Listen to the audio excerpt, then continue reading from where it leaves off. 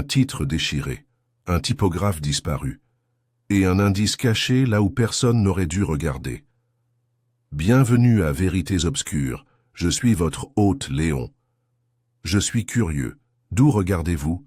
Laissez un commentaire et dites-le moi, c'est toujours un plaisir de voir vos messages arriver. J'apprécie vraiment chacun d'entre eux. Alors, commençons.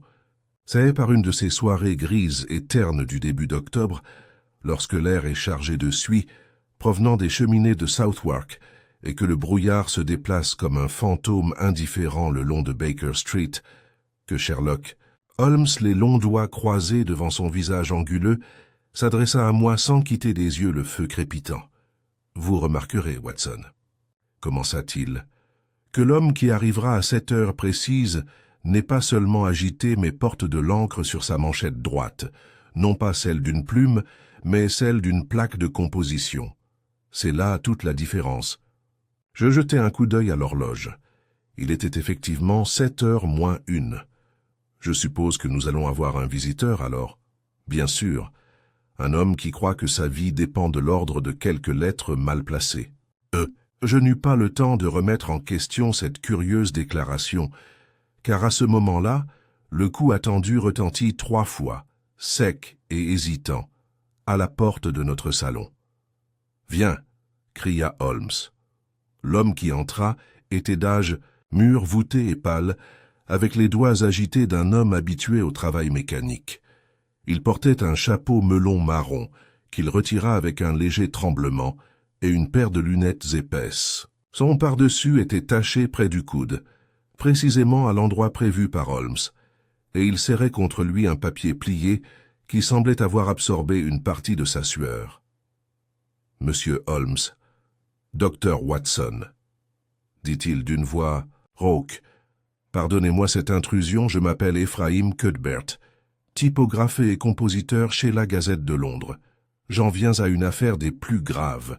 Je crains d'avoir été témoin d'un meurtre, ou pire, d'en avoir involontairement encouragé un. » Holmes fit un geste vers le fauteuil au coin du feu.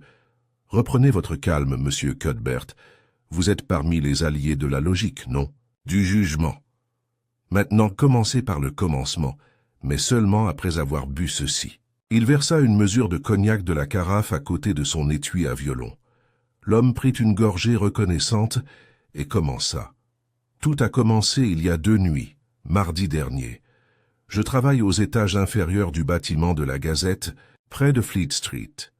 Un endroit exigu, rempli de poussière de plomb, de bruit et de corrections en tout genre, surtout au moment de la mise sous presse de l'édition du matin. J'avais fait des heures supplémentaires. L'un de nos compositeurs habituels, M. Birley, était tombé malade, et j'étais donc seul à mon poste. Sa voix faiblissait, mais il continua. Une étrange annonce est arrivée, payée d'avance. À première vue, ce n'était rien, une petite annonce ordinaire concernant un registre perdu, mais en composant le texte, j'ai remarqué qu'elle était codée. Pas dans une langue que je reconnaissais, mais l'espacement était délibéré. Une lettre sur 8 était subtilement décalée. J'ai pensé à une farce ou à une erreur, mais en arrangeant les lettres, le message est apparu, faible mais lisible pour un œil averti. Il disait « Ne faites pas confiance à l'homme à la pièce creuse. Le crime est commis. » L'encre dira « Tout !» Holmes se pencha légèrement en avant. Un message énigmatique, en effet. Vous êtes sûr de la formulation? Je l'ai copié avec précision, dit Cuthbert en sortant le papier plié. C'était trop étrange pour être ignoré. Et puis, hier, je suis retourné au travail et j'ai découvert que mon tiroir avait été fouillé. Pas le tiroir extérieur, remarquez, mais la tablette intérieure où nous rangeons les blocs de réserve. Quelqu'un était passé par là et une ligne de caractère avait été arrachée, celle avec cette publicité. Qu'est-il advenu? De la publicité imprimée elle-même, demanda Holmes sèchement. Cela n'a jamais été publié. Cette phrase a été inexplicablement retirée avant la presse, malgré l'absence d'avis de la rédaction. J'ai interrogé M. Humberton, notre rédacteur de nuit, mais il a prétendu ignorer la nouvelle. Pire encore, M. Birley, l'homme que je couvrais, a été retrouvé mort ce matin. Officiellement, il s'agit d'une apoplexie. mais il n'avait que 40 ans et était en bonne santé. Holmes se leva brusquement et se mit à arpenter la pièce. Un message caché en caractères mobiles. Un compositeur mort dans des circonstances suspectes et un message d'avertissement de trahison. La pièce creuse, dites-vous, une métaphore très précise. Cuthbert joua avec ses menottes. Il y a autre chose. Ce matin, j'ai trouvé une pièce, un vieux demi-souverain posé sur mon établi. Elle était trop légère, je l'ai ouverte. Elle s'est dévissée, monsieur. À l'intérieur se trouvait un lambeau de lin, taché, de ce que je crois maintenant être du sang. À ces mots, les yeux de Holmes brillèrent d'un plaisir dangereux. « Watson », dit-il, « à quelle vitesse as-tu envie de descendre dans les bas-fonds de Fleet Street ?»« Aussi vite que votre foulée le permet, Holmes. J'espérais que vous le diriez.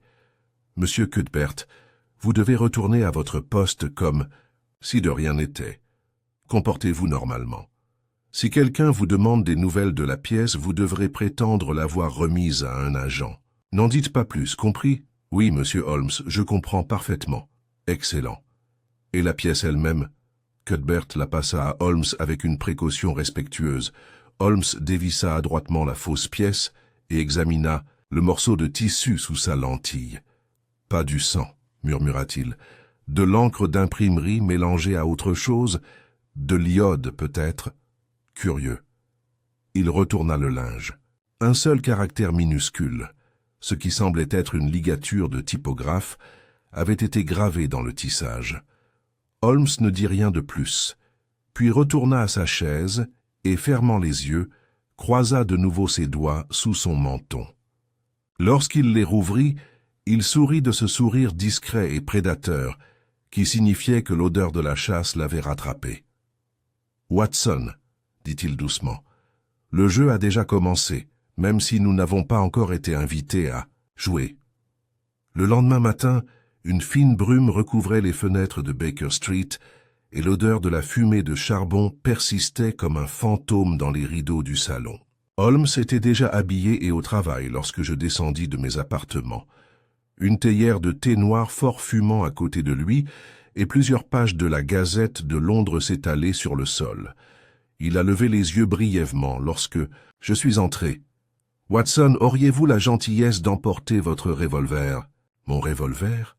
Tu t'attends à un danger ?»« Je n'attends rien, » répondit Holmes d'un ton neutre. « C'est précisément pourquoi je me prépare à tout. » J'obéis, glissant la vieille arme de service dans la poche de mon manteau, et rejoignis Holmes à la table. Il tapota du doigt le coin d'une page de journal. Notez la différence entre les petites annonces des éditions d'hier et d'aujourd'hui. J'ai regardé en fronçant les sourcils. L'un porte la publicité décrite par M. Cuthbert, l'avertissement concernant la pièce creuse, et l'autre non. Exactement, répondit Holmes, sauf qu'aucun des deux ne le contient. J'ai cligné des yeux. Mais Cuthbert, il a fixé la ligne, oui, mais il a été intercepté avant publication. Cela nous indique qu'une personne disposant d'un contrôle éditorial ou ayant accès aux épreuves de presse l'a supprimé. Cela nous indique également que le message n'était pas destiné au grand public, mais à un public très spécifique, peut-être même à un seul. Vous soupçonnez M. Birley ? Je ne soupçonne rien encore, Watson. Mais je m'intéresse vivement à l'intersection entre la composition typographique, la composition de l'encre et la communication secrète. Le fait qu'une fausse pièce ait contenu de l'encre d'imprimerie déguisée en sang n'est pas fortuit. Il y a quelque chose de codé ici, quelque chose imprimé et j'ose dire que c'est sous notre nez. Nous avons quitté Baker Street peu après 8 heures, le brouillard se levant juste assez pour permettre aux fiacres de reprendre leur lente parade le long du Strand. En tournant vers Fleet Street, le visage de la ville a changé. Le raffinement raffiné de Marylebone a cédé la place au chaos enfumé du quartier des publications. Des marchands ambulants criant les manchettes, des garçons en tablier noir d'encre s'élançant entre les roues des charrettes et le fracas incessant des presses à imprimer dans les ruelles sombres. Le London Gazette était installé dans un bâtiment noirci par la suie, près de Shoe Lane. Son enseigne en laiton n'avait pas été polie depuis des semaines, et les marches de l'entrée étaient recouvertes d'une fine poussière grise. M. Cuthbert nous attendait dans une ruelle, comme convenu. Il portait son chapeau, bas sur le visage, et serrait un étui en cuir contre sa poitrine, tel un homme gardant une confession. « Je n'ai pas parlé de notre rencontre, messieurs, » murmura-t-il. Mais le rédacteur en chef, M. Amberton, posait des questions ce matin au sujet du dessinateur de publicité. « Excellent, » dit Holmes. « Maintenant, faites-nous entrer. » Par l'entrée des compositeurs. Watson et moi allons nous faire passer pour des inspecteurs de presse. Je doute que quiconque nous interroge dans ce chaos. Le niveau des compositeurs se trouvait 2 étages en dessous de l'étage principal de la rédaction, accessible par un étroit escalier empestant la limaille de métal, la colle et l'huile chaude. Des lampes à gaz sifflaient au-dessus, éclairant des rangées de tiroirs métalliques étiquetés avec des caractères, des ligatures et des blocs d'espacement en plomb. Le cliquetis des lettres dans les plateaux résonnait comme des cloches irrégulières, tandis qu'une poignée d'ouvriers s'agitait, recroquevillés de concentration. Cuthbert nous a discrètement conduits à son poste, un banc étroit le long, du mur du fond avec un tiroir de typographe bien usé et une petite presse à pédales en dessous. « C'est ici que j'ai trouvé la pièce, » murmura-t-il, « et c'est ici que devrait se trouver le bloc manquant. » Holmes examina l'emplacement vide avec un détachement clinique, puis retira délicatement le tiroir de son logement. « Vous avez parlé d'encre. Montrez-moi votre encrier. » Cuthbert hocha la tête et attrapa une petite bouteille en verre à côté du plateau. Holmes la renifla, y plongea une allumette et examina sa couleur sur un morceau de papier blanc. « De l'encre aniline standard, » murmura-t-il, « mais modifiée. Il y a de la gomme arabique dedans et autre chose, peut-être du vinaigre ou de l'acide citrique. Je crois que ce mélange a été fait non pas pour la lisibilité, mais pour la permanence. » Watson cligna des yeux. « Tu veux dire que c'était fait pour dernier ?»« Plus que ça, » dit Holmes. « C'était censé marquer quelque chose, pas du papier. » Il s'agenouilla et caressa les plinthes derrière le banc. Un instant plus tard, il poussa un petit cri de satisfaction et appuya contre une planche mal fixée. Dans un grincement sourd, la planche se décala. En dessous se trouvait une cavité peu profonde, large d'environ 20 cm et profonde de 2 cm au maximum. À l'intérieur se trouvait un petit livre relié en cuir, plus un journal qu'un registre, entouré d'un simple ruban noir. Holmes le retira avec révérence, dénouant le ruban avec une précaution chirurgicale. « Extraordinaire !» souffla-t-il.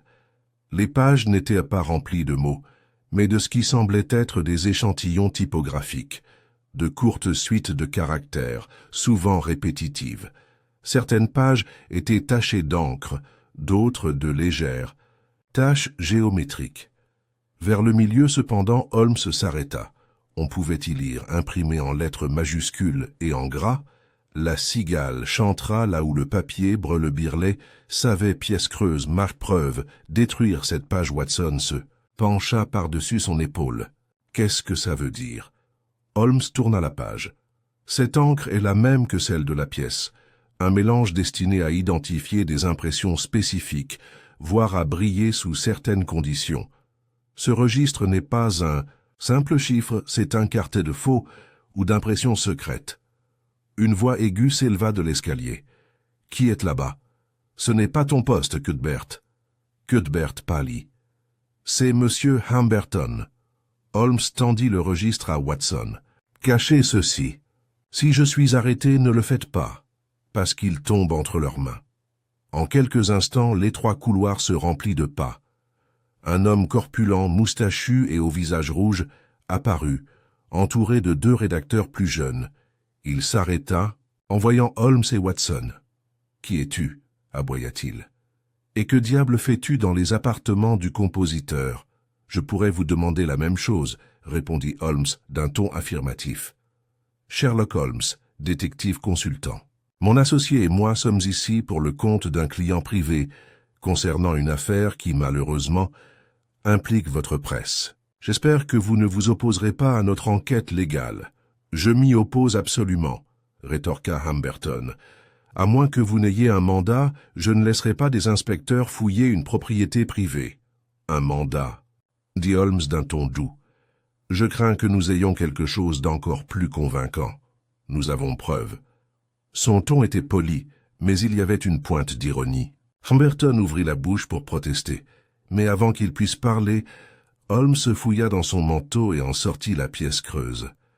Je crois que ce document a été laissé intentionnellement, peut-être par l'un de vos employés ou par quelqu'un de votre service. Si vous souhaitez discuter amicalement à Scotland Yard, je suis sûr que l'inspecteur Lestrade se fera un plaisir de vous aider. Humberton hésita. Son visage se crispa. Ce n'est pas nécessaire, je veux juste éviter un scandale. La réputation de la Gazette... Nous serons mieux protégés, interrompit Holmes, si vous nous permettez de continuer discrètement.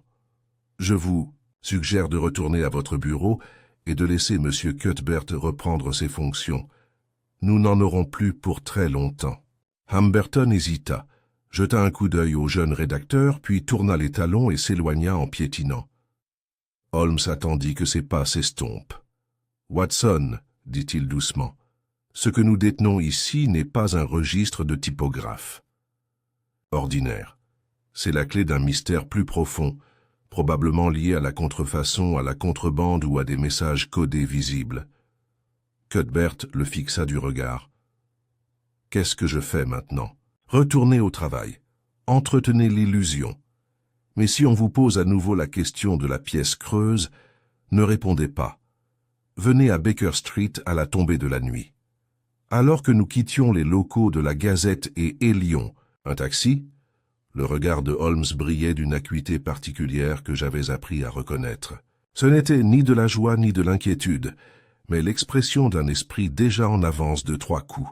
« Watson, murmura-t-il, tandis que nous quittions Fleet Street, nous ne poursuivons pas seulement un tueur.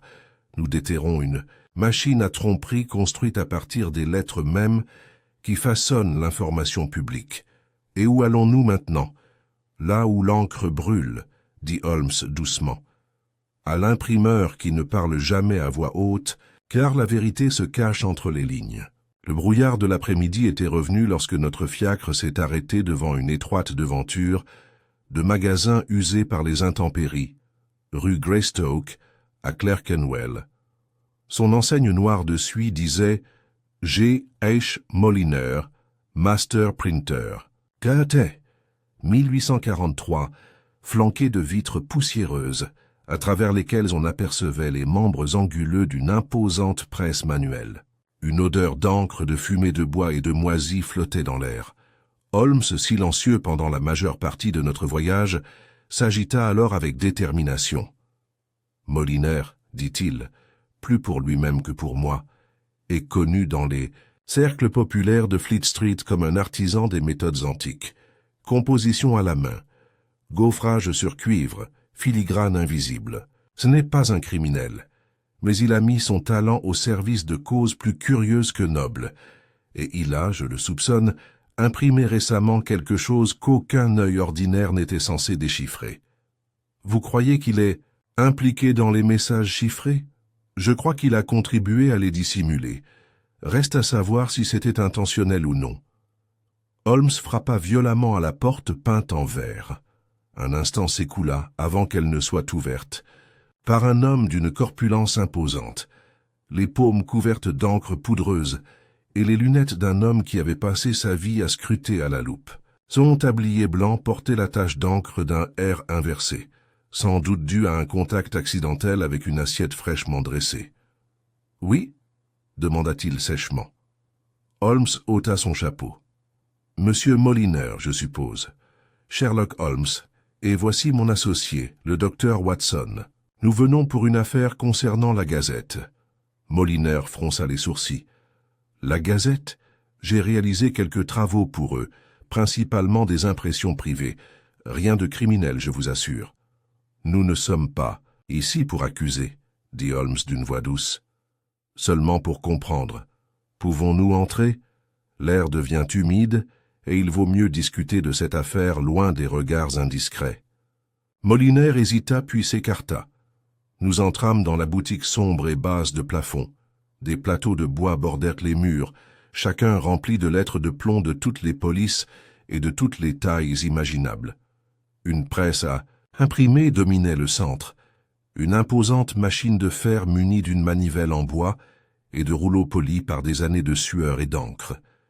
Le sol était taché d'un noir ancien, et l'air vibrait faiblement de l'écho persistant de l'industrie. « Je n'ai rien à cacher », dit Molinaire en s'essuyant les mains sur un chiffon.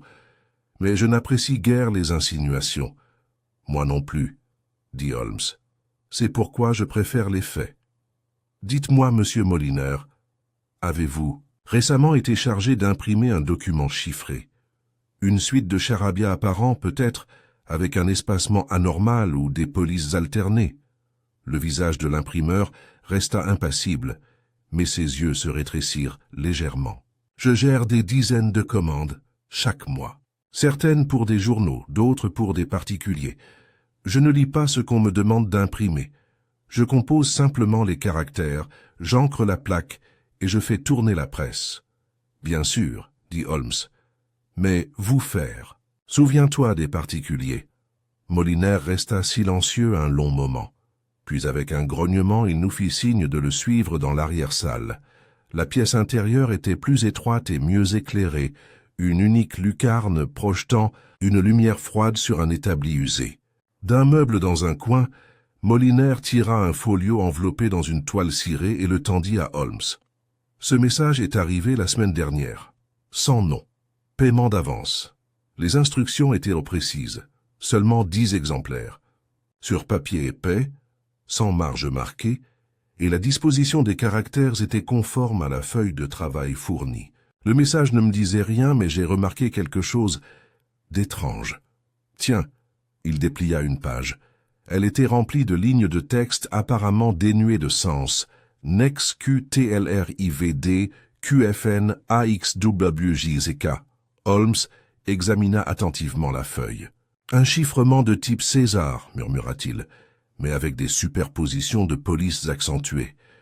Oui, voyez, Watson, l'espacement est symétrique, mais tous les 4 intervalles, un caractère à empattement apparaît dans une encre légèrement plus grasse. C'est délibéré.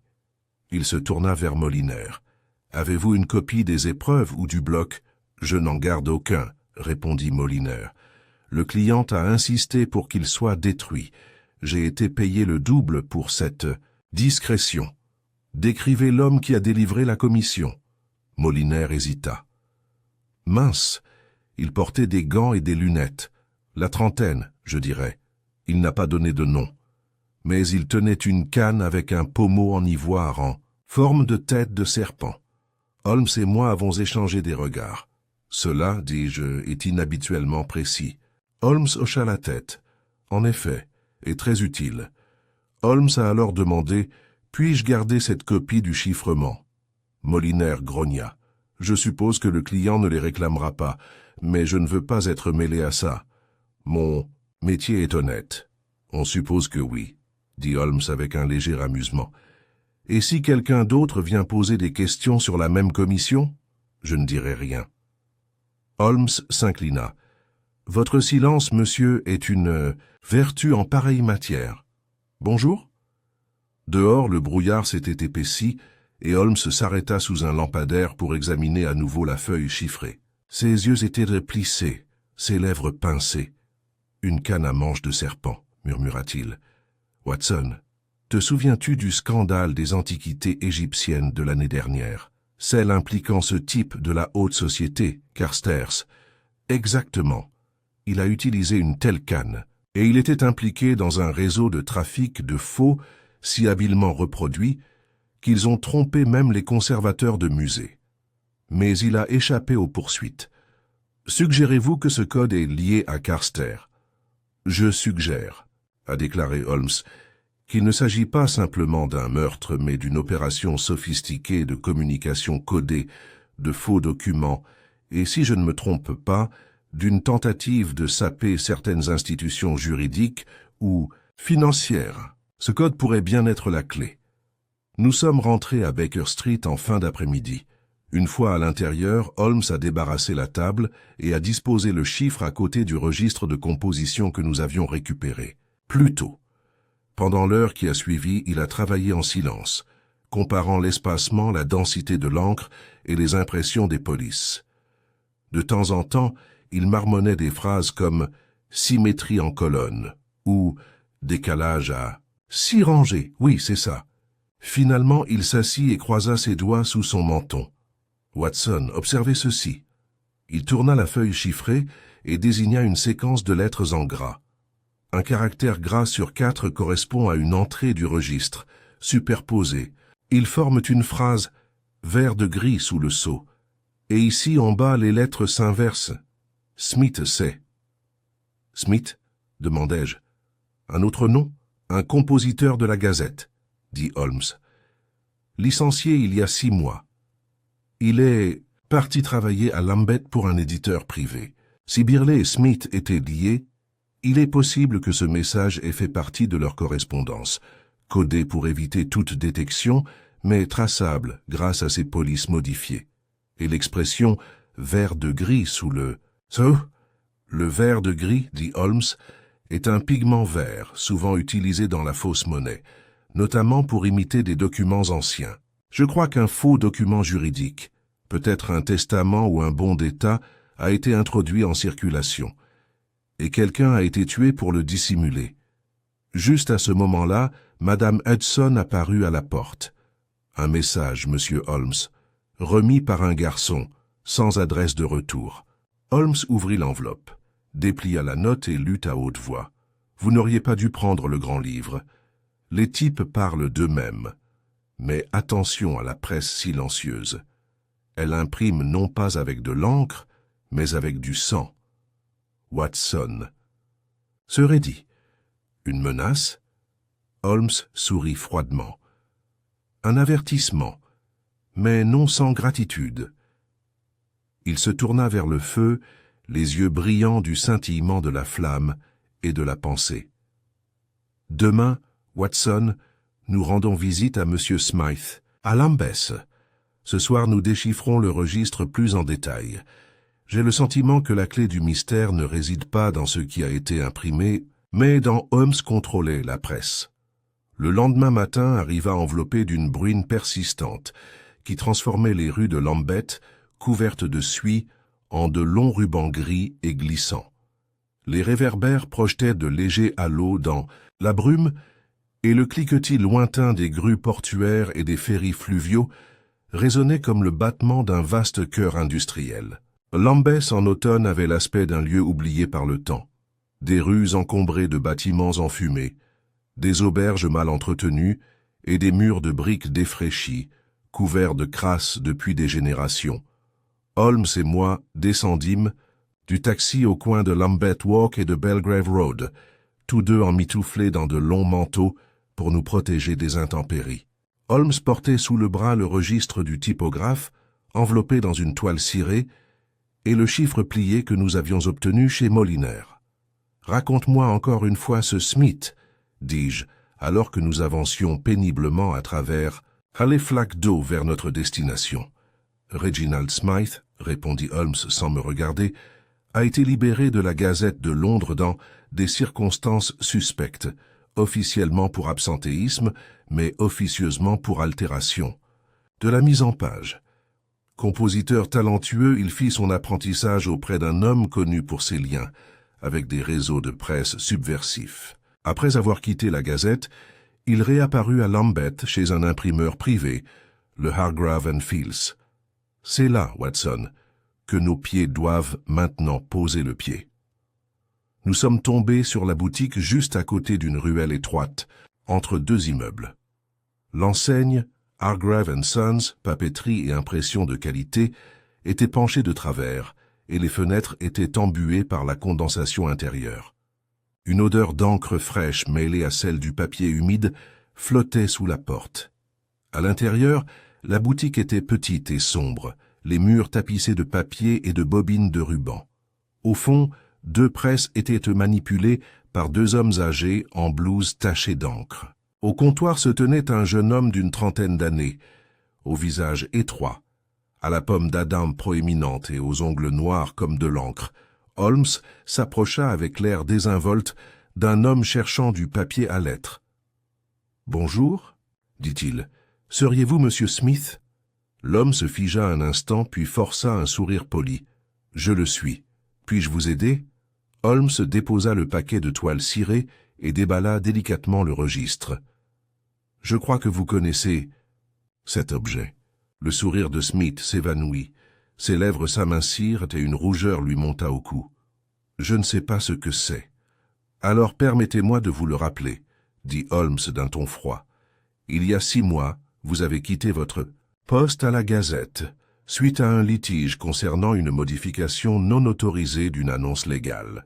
La page en question était composée selon un interligne oblique particulier que vous privilégiez.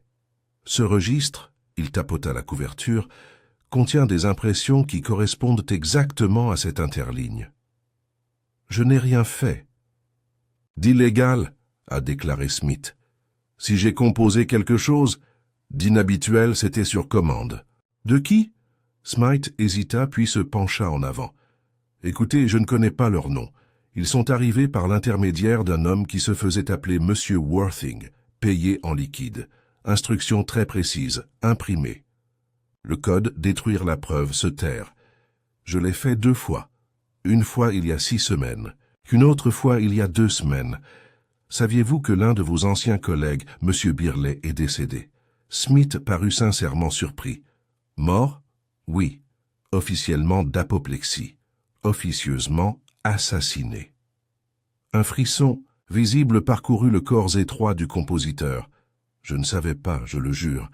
J'ai juste fait ce pour quoi ils ont payé. Avez-vous toujours les blocs de caractères? Smith secoua la tête. Ils les ont récupérés immédiatement. Marquez Monsieur Worthing. À quoi ressemblait-il?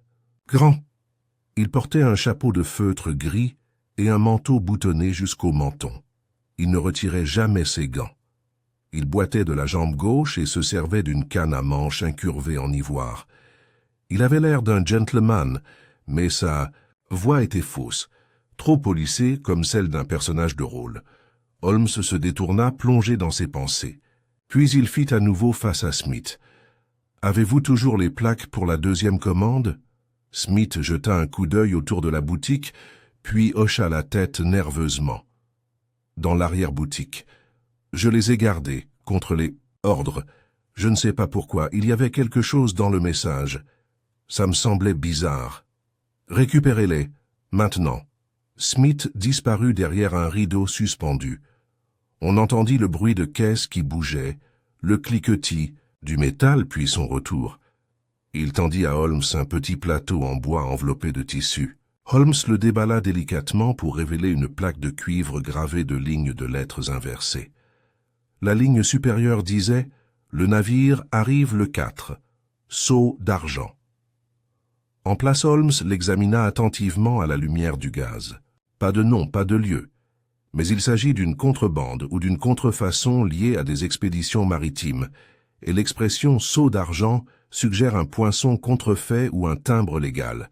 J'ai demandé « Pensez-vous que ces documents sont utilisés pour introduire de la fausse monnaie ou de faux contrats juridiques ?» Holmes hocha la tête. Il s'agissait probablement de faux certificats d'importation ou de faux certificats pour des objets de valeur. Une opération de contrebande dissimulée sous des couches de falsification typographique. Smith, pâle et en sueur, déglutit difficilement. « Que dois-je faire ?»« Vous viendrez à Baker Street ce soir, » dit Holmes. « Apportez tout ce que vous voulez, notes, copies, noms, etc. Si quelqu'un vous contacte avant cette date, vous ne devez rien dire et nous contacter immédiatement. » Smith hocha la tête en silence. Alors que nous retournions dans la rue, Holmes s'arrêta sous l'auvent dégoulinant et alluma une cigarette. « L'étau se resserre, a-t-il déclaré. Les documents chiffrés sont sensibles au facteur temps. Ce sont des messages échangés entre collaborateurs qui se livrent à la tromperie et tirent profit de la tromperie. Monsieur Worthing, si c'est bien son nom, pourrait en être la clé. Pensez-vous que nous avons suffisamment effrayé Smith pour qu'il coopère ? Peut-être, mais ce n'est pas Smith qui m'inquiète. C'est de savoir s'il survivra à la nuit. Ce soir-là, alors que l'horloge sonnait 7 heures et demi, on frappa à la porte du 221B Baker Street. Madame Hudson fit entrer Smith dans le salon. Il paraissait épuisé, les yeux cernés, son manteau trempé par la pluie. Il portait une petite sacoche qu'il serrait contre sa poitrine. Holmes le lui prit et posa le contenu sur la table. Un ensemble de minuscules échantillons ancrés, des fragments de parchemin et une courte lettre. « Ceci, dit Smith à voix basse, a été laissé dans mon appartement hier soir, aucun signe d'entrée. La lettre était rédigée en taille douce soignée sur du papier de haute qualité. On pouvait y lire « L'encre et le silence sont vos outils. Oubliez ça et la presse sera rouge. » Holmes le lut 2 fois puis le présenta à la lumière du feu. « Intéressant, dit-il. Ce n'est pas seulement une menace. Ce document provient du cabinet de Vere & Langley, utilisé exclusivement par les services gouvernementaux et les avocats. Celui qui a écrit cela a accès à des documents très précis. » Il ouvrit l'un des échantillons d'encre, et il scintillait légèrement sous la lampe. Un éclat irisé peu courant dans les formules standards. « Ceci, dit Holmes, c'est ce que nous allons apporter à l'estrade. »« Dans quel but ?» demandai-je. « Pour vérifier une théorie. Quelqu'un fabrique de faux certificats d'expédition avec de l'encre contrefaite, distribuée par le biais de petites annonces et d'impressions privées. La pièce creuse, les registres, les codes, tout cela fait partie d'un réseau de communication secret dissimulé au sein du secteur de l'édition. Et tu penses que Scotland Yard peut les arrêter ? Holmes eut un sourire sec. Je pense qu'avec le bon appât, nous pouvons les faire venir nous. Le lendemain matin, la pluie d'automne s'était calmée, laissant les rues de Londres lavées, mais pas propres. Les cheminées de Clerkenwell reprenaient leur volute lasse, et la ville s'animait avec son habituel mélange d'énergie et d'indifférence. Holmes, revigoré par les multiples mensonges qu'il percevait désormais dans cette affaire, était debout depuis l'aube, les doigts tachés d'encre, tandis qu'il composait ce qu'il appelait simplement « notre appât ». Je l'ai trouvé en manche de chemise à son bureau, en train d'examiner une colonne de texte imprimée. « J'espère que tu n'as pas encore pris ton petit déjeuner, Watson, » dit-il sans lever les yeux. « Pas encore, mais j'ose dire que j'en aurais besoin, vu ton expression. »« Tout à fait. Vous trouverez des toasts et des œufs au coin du feu, mais venez d'abord examiner ceci. » Il brandit un morceau de papier journal fraîchement imprimé. L'article se lisait comme un avis anodin, une inscription légale, auparavant perdue, concernant des marchandises maritimes, aurait refait surface. La découverte concerne un récipient, scellé en argent attendu à Tilbury le 4. Confirmation en attente. J'ai cligné des yeux. « Vous avez imprimé un faux avis ?»« Au contraire, » répondit Holmes avec une lueur dans les yeux, « j'ai imprimé le vérité, sous une forme que seuls ceux qui connaissent le chiffrement reconnaîtront. J'ai payé une somme modique pour que cela soit inséré dans le London Evening Record, qui a une diffusion respectable et est souvent regardé par les agents commerciaux. Et vous croyez que cela permettra de démasquer les auteurs de la contrebande ? Je pense que cela leur confirmera que leur opération a été compromise. Ils chercheront à récupérer ou à éliminer ce qu'ils croient être la fuite. » Il tapota le code et le registre plié à côté de lui. « C'est à ce moment-là, Watson, que nous allons frapper. » J'ai haussé un sourcil. « Tu paries qu'ils réagiront violemment. Pour les hommes qui opèrent derrière la façade de la presse écrite, la violence est la preuve ultime de leur dénonciation. Oui, ils agiront rapidement, et quand ils le feront, l'estrade les attendra. » À midi, l'inspecteur Lestrade arriva en civil. Il retira son chapeau et son manteau avec cérémonie et accepta la chaise que Holmes lui indiqua, non sans jeter un regard suspicieux à la collection de plaques de cuivre, de feuilles de chiffrement et d'échantillons d'encre disséminés dans le salon. « Tu sais, Holmes, dit-il, tout cela ressemble à une de tes créations théâtrales. Pièce creuse, encre invisible, code secret, et pourtant vous voilà, interrompit Holmes. Non par courtoisie, mais parce que toi vous soupçonnez que quelque chose se trame aux abords des docks londoniens. Avez-vous entendu parler des 2 faux certificats d'assurance présentés la semaine dernière au bureau des douanes de Tilbury? Lestrade se raidit. Tu en as entendu parler? Je les avais anticipés, répondit Holmes. Et les faux portent le même espacement irrégulier et la même encre que celle utilisée par la presse qui a produit ceci. Il tendit à l'inspecteur une feuille typographique des archives de Molinaire. Lestrade l'examina, puis leva les yeux. « Alors, c'est plus qu'une affaire de meurtre ?»« Infiniment plus, » dit Holmes. « Vous ne poursuivez pas un tueur, Lestrade, mais un réseau de communication conçu pour faciliter la fraude, dissimulé dans les méandres de l'information publique. Il utilise l'anonymat des petites annonces et la précision de l'impression pour passer inaperçu. Quelques lignes falsifiées par-ci, un certificat fabriqué par-là, qui remettrait en question un document typographique portant tous les tampons. Lestrade soupira. « D'accord, de quoi as-tu besoin ?» Holmes sourit. « 2 hommes en civil, postés à l'imprimerie du Record, et 2 autres pour surveiller l'adresse que nous venons de fabriquer. Vous avez organisé une réunion. »« Non, » répondit Holmes. « Nous avons organisé un signal. L'article que j'ai montré à Watson paraîtra dans le journal de demain, mais ce soir, un exemplaire préimprimé sera remis en main propre au bureau de la Gazette, plus précisément à leur rédacteur de petites annonces. Si nos adversaires nous surveillent, ils l'intercepteront. » Lestrade se leva. « Je vais mettre les hommes en place. »« Bien, » dit Holmes. « Et, inspecteur, un dernier détail. Si quelqu'un utilise une canne à tête de serpent en ivoire, surveillez-le de très près. » Cette soirée se déroula lentement, chaque heure s'écoulant comme un poids ajouté à un pendule. Holmes faisait les 100 pas, fumait, jouait de son violon sans en jouer. J'étais assis, un livre ouvert sur mes genoux, incapable de lire plus d'une ligne à la fois. À 8h30 précise, la sonnette retentit. Madame Hudson entra, portant un mot sur un plateau d'argent. Holmes l'a lu, puis me l'a tendu. On pouvait y lire « Smith a disparu. Son logement a été renversé. Aucune trace d'effraction. J'ai levé les yeux. Ils l'ont emmené ou l'avoir réduit au silence ?» dit Holmes d'un ton sombre. Quoi qu'il en soit, l'appât est posé. Il faut maintenant se préparer au piège. Nous avons quitté Baker Street dans un taxi loué, direction Fleet Street, où les hommes de Lestrade avaient déjà pris leur poste.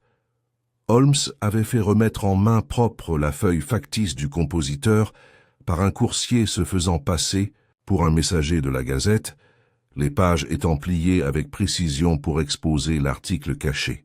L'objectif était simple.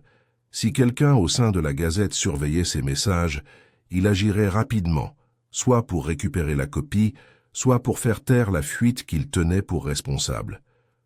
Depuis la ruelle sombre face à l'entrée, arrière de la Gazette, Holmes, Lestrade et moi observions la scène en silence. Le brouillard s'épaississait à nouveau et les réverbères de la ruelle clignotaient. À 9h05, une silhouette vêtue d'un long manteau gris émergea de la porte arrière de la Gazette. Il marchait d'un pas vif, mais sans précipitation, en s'appuyant légèrement sur une canne. Holmes se tendit. La canne à tête de serpent. C'est notre homme. La silhouette tourna au coin de la rue et franchit une petite porte latérale réservée aux dépêches privées. Un deuxième homme la suivit quelques instants plus tard, une sacoche à la main. Lestrade fit un signe. 2 hommes en civil traversèrent la rue sans bruit. Quelques instants plus tard, nous entendîmes une bagarre, un bruit sourd, un cri et un bruit de verre brisé. Holmes et moi nous précipitâmes. Dans la salle d'expédition, l'homme à la canne gisait affalé sur le sol, ses lunettes fêlées et du sang au coin de la lèvre. L'autre, coincé par les hommes de Lestrade, avait laissé tomber la sacoche qui s'ouvrit brusquement, révélant plusieurs certificats préimprimés, des scellés en caoutchouc et une pile de formulaires d'expédition à moitié remplis. Holmes s'accroupit près de l'homme à la canne. « Monsieur Worthing, dit-il calmement, ou devrais-je dire Carstairs ?» L'homme le fusilla du regard. « Tu as tout gâché. »« Au contraire, » dit Holmes en se levant. « J'ai simplement clarifié vos méthodes. » Lestrade examina le contenu de la sacoche. Des faux formulaires douaniers, tamponnés, signés. « Regardez ce sceau, Holmes. Il est identique à celui du bureau d'enregistrement des expéditions de Tilbury. »« Je m'y attendais, » répondit Holmes. « Vous constaterez également que l'encre utilisée contient des traces de vert de gris et de gomme arabique, identiques à celles utilisées pour les gravures cachées de la Gazette. »« Où est Smith ?» demandai-je. Carster, désormais débarrassé de toute prétention, rit amèrement. « Ce fou voulait s'enfuir. Il a probablement coulé dans la Tamise maintenant. » Holmes serra les dents. « On verra bien. » L'affaire ne fut pas conclue rapidement. Dans les jours qui suivirent, Holmes fit une déclaration complète au ministère de l'Intérieur. Carstairs, dont le vrai nom était Lionel Carstairs-Worthing, fut révélé comme l'organisateur d'une opération de contrebande impliquant de faux documents juridiques et douaniers soigneusement dissimulés dans des colonnes de journaux et des impressions privées. Le tiroir du typographe, le code, la pièce tachée d'encre, tout cela avait servi de fil d'Ariane à une machine à tromperie aussi élaborée que celle que Holmes avait pu rencontrer. Reginald Smythe, fait remarquable, a été retrouvé vivant, enchaîné dans une cave, sous un entrepôt abandonné à Rotherhithe. Ses ravisseurs avaient repris la fuite lors de l'arrestation de Carster, le laissant couvert de bleu, mais respirant encore. Lorsque Holmes et moi avons rendu visite à Smythe, à l'hôpital quelques jours plus tard, il a murmuré avec un sourire pâle « J'ai toujours dit que les types parlaient plus fort que les mots. » Holmes hocha simplement la tête, le regard lointain, poursuivant déjà une autre piste que lui seul pouvait voir. La lumière du gaz de notre salon brûlait faiblement et régulièrement, projetant de longues ombres sur la surface encombrée de la table de travail de Holmes. Il était assis, les doigts serrés sous le menton, le regard fixé non pas sur moi, ni sur les pages étalées devant lui, mais quelque part au-delà, dans ce réseau invisible de déduction qu'il naviguait si naturellement. C'était 2 nuits après la capture de Lionel Carstairs-Worthing, et bien que le cœur du complot de contrebande ait été dévoilé, Holmes restait curieusement perturbé. « Watson, » dit-il enfin, « vous souvenez-vous du dernier message, chiffré trouvé en possession de Smith ?»« Oui, il était question d'un vaisseau arrivant le 4 du Sceau d'argent, et d'une confirmation. Exactement. Et pourtant, Carster a été appréhendé avant le 4 juillet. Les plaques d'immatriculation contrefaites ont été saisies et les formulaires douaniers interceptés. Pourtant, quelque chose dans la IA. Formulation me trouble encore. Pourquoi dire confirmation en attente? Et si le message ne servait pas seulement à alerter les passeurs?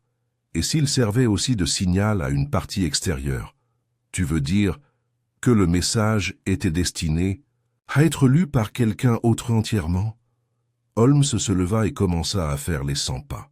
Le danger du cryptage, c'est qu'on ne peut jamais être certain de l'identité du destinataire final.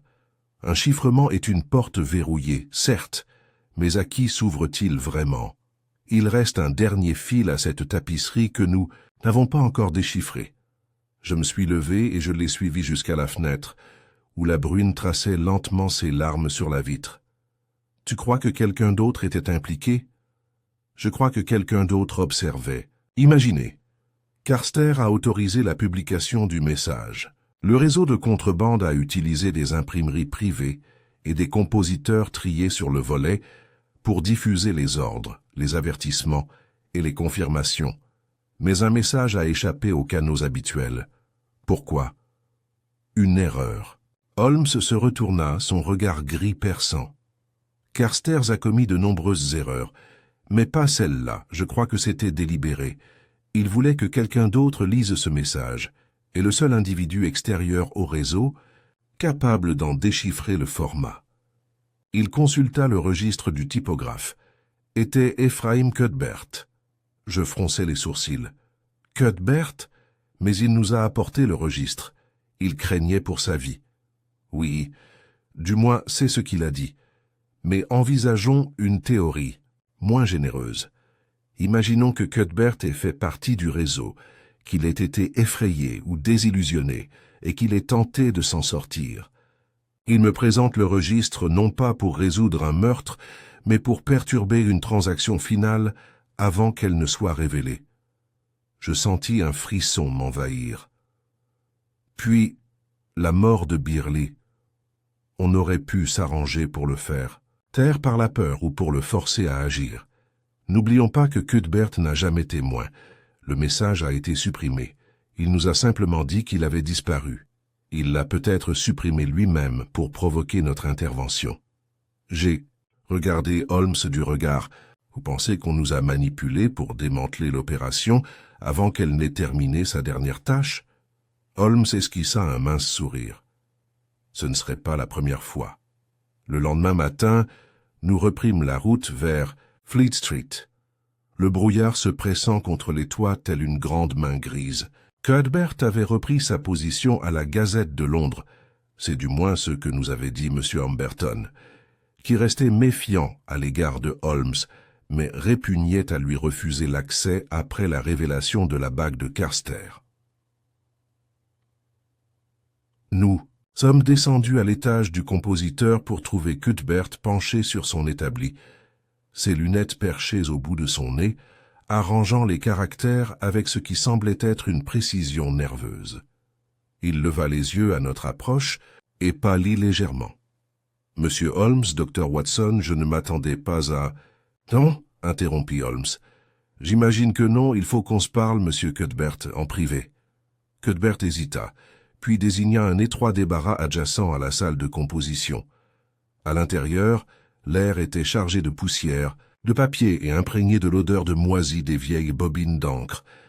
Holmes a fermé la porte derrière nous. « Monsieur Cuthbert, dit-il doucement, pourquoi m'avez-vous vraiment apporté le registre ?» Cuthbert cligna des yeux. « Je te l'ai dit parce que j'ai trouvé le message codé et que quelqu'un avait forcé le tiroir. » Holmes leva la main. « Oui, et vous m'avez aussi dit que Birley était mort d'apoplexie, alors que vous saviez pertinemment que sa mort s'était produite dans des circonstances particulières. Vous m'avez apporté la pièce, le linge taché de sang, l'indice typographique, des indices qu'aucun compositeur ordinaire n'aurait dû rassembler, à moins, bien sûr, qu'il ait été l'homme même qui les a composés. » La bouche de Cuthbert s'ouvrit, puis se referma. Son regard se porta sur la porte close, et je vis quelque chose changer dans sa posture. L'effondrement de la prétention de l'homme traqué et l'émergence de quelque chose de plus dur. « Tu ne comprends pas, » dit-il doucement.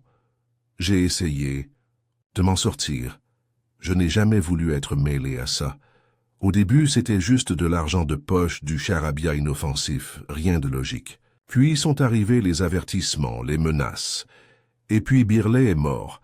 Ça m'a brisé quelque chose. » « Vous êtes donc venu me voir, » dit Holmes, « non pas pour résoudre un crime, mais pour faire s'effondrer la structure avant son acte final. » Cuthbert eut un petit rire amer.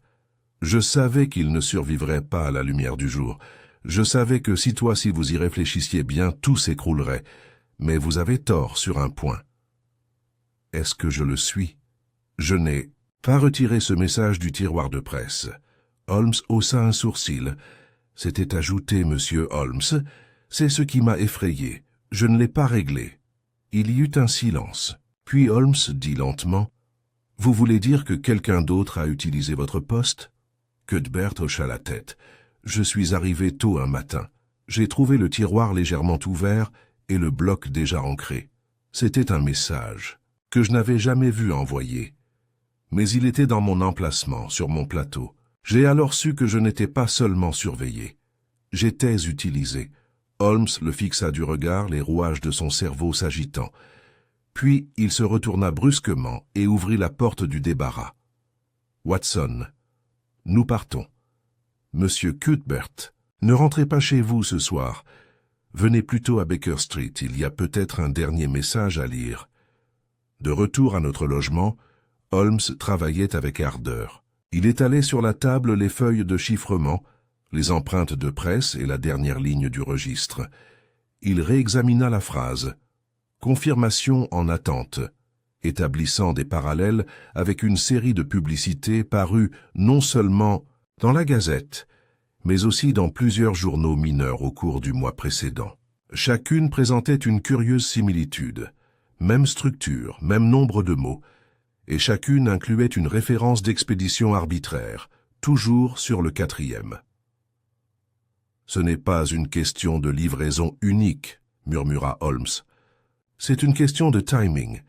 Je l'ai regardé classer les coupures de presse par ordre chronologique. Le premier avis est apparu il y a 5 semaines, puis il y a 3 semaines, puis la semaine dernière, toujours le 4 du mois. Des motifs, dis-je doucement, comme des sonneries de cloche. Holmes claqua des doigts. Oui, un signal, non pas pour initier une transaction, mais pour vérifier point achèvement. Chaque référence du 4 du mois ne concerne pas un navire. C'est une confirmation envoyée à un tiers, quelqu'un qui ne connaît pas les rouages internes, mais qui doit être assuré que certaines choses avancent. Et si le message final n'apparaissait pas, demandai-je. Le récepteur supposerait alors un échec. Holmes se pencha. Mais voilà le hic, Watson. Le prochain numéro du 4 juillet tombe demain. Le réseau a été démasqué. L'article ne paraîtra pas. Et quelqu'un, celui qui a observé, remarquera son absence. Holmes se leva, marchant maintenant rapidement. Et si nous publiait un message différent, quelque chose d'assez proche de l'original pour les attirer, mais modifié, cela pourrait révéler le tiers. Vous voulez imiter la voix du réseau. Ça pour la dernière fois, dit Holmes d'un ton sombre, et juste le temps de voir qui répond.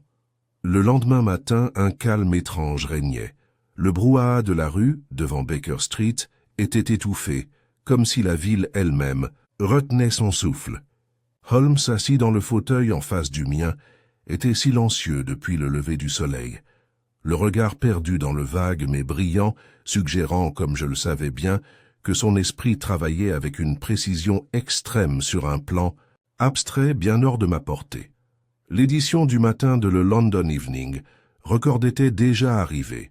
Holmes avait fait insérer une petite annonce soigneusement rédigée, reproduisant le phrasé et la structure des messages précédemment utilisés par les passeurs. À première vue, l'annonce semblait banale, presque oubliable. Enquête judiciaire résolue, navire sécurisé, transfert vérifié. Le destinataire peut poursuivre. SS Iphigénie, 4e Inst Holmes, avait demandé qu'il apparaisse en page 6, entre deux annonces commerciales sans rapport. Pour un œil non averti, il s'agissait d'une formalité administrative. Mais pour quiconque connaissait le registre caché, les colonnes chiffrées et la cadence du code imprimé de Carster, cela aurait été perçu comme un feu vert. « Holmes, dis-je en versant du thé, vous pariez que quelqu'un qui est resté dans l'ombre pendant tout ce temps, quelqu'un qui n'a pas été appréhendé avec les hommes de Carster, va maintenant répondre. En effet, Watson, dit-il d'une voix douce et pensive, ce signal final était destiné à une personne à distance, un financier peut-être, ou un commanditaire silencieux. Quelqu'un qui s'appuie sur des confirmations écrites, des affirmations codées de progrès. Ils utilisent des messages apparemment anodins depuis des mois. Si ce schéma se dément, ils enquêteront. Mais si nous reproduisons fidèlement le ton initial, ils pourraient se manifester. Dans quel but pour vérifier la conclusion? Et peut-être, ce faisant, commettre une erreur. Juste à ce moment-là, on frappa à la porte. C'était Lestrade. Il entra, son manteau encore humide de la brume matinale et une pile de télégrammes à la main. « Eh bien, Holmes, dit-il, vous avez semé la zizanie. Depuis la parution du journal, nous avons reçu 2 demandes suspectes au bureau du Record, toutes 2 visant à confirmer l'origine de l'annonce. L'une concernait un homme se faisant appeler M. Quentin, qui prétendait avoir besoin de vérifier une mise à jour d'expédition pour les archives juridiques. L'autre n'a pas laissé de nom, mais a demandé s'il y avait eu tout et quart la formulation des messages précédents. Holmes se leva. Le deuxième est notre homme. Ce niveau de détail suggère une connaissance du code original. Où l'appel? A-t-il été localisé cabine publique?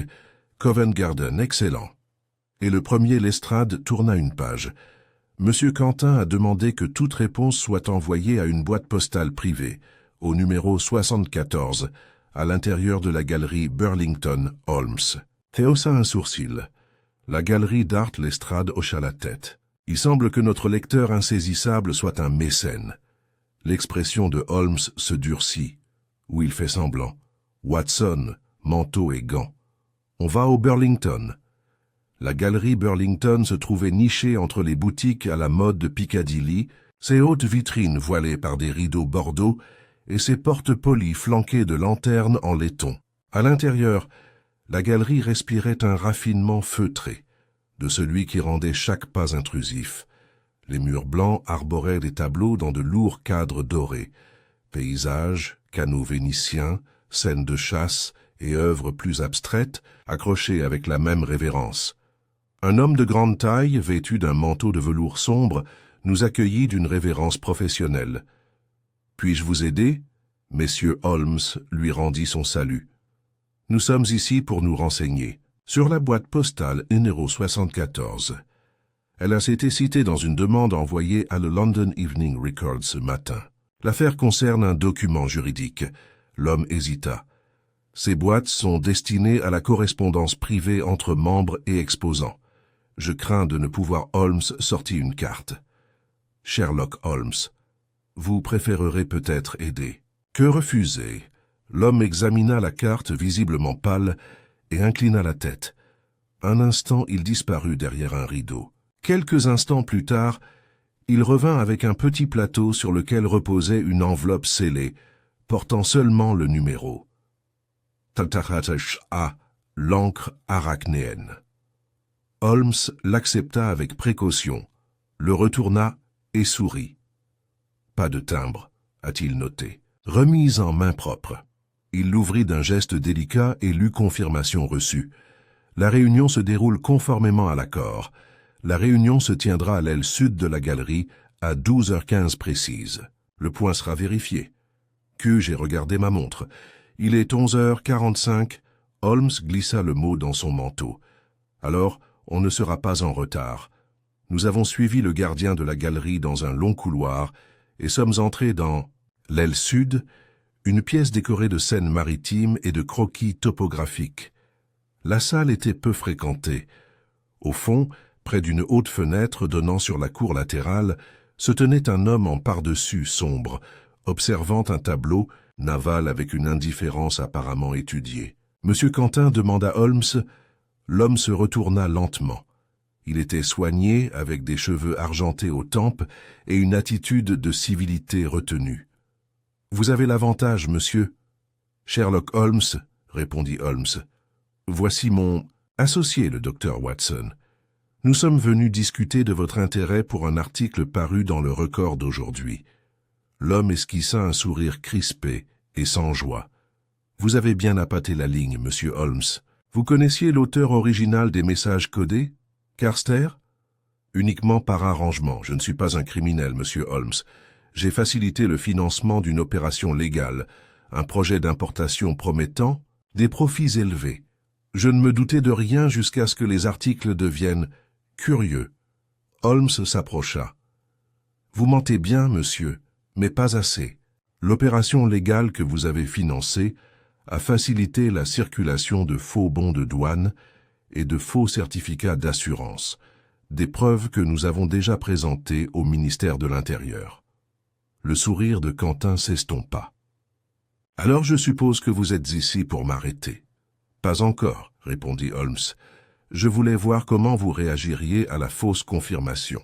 Voyez-vous, le message que vous avez reçu n'a pas été rédigé par Carster, mais par moi. » L'espace d'un instant, une lueur froide traversa le regard de Quentin, une lueur de calcul, comme s'il mesurait ce qu'il savait et ce qu'il ignorait.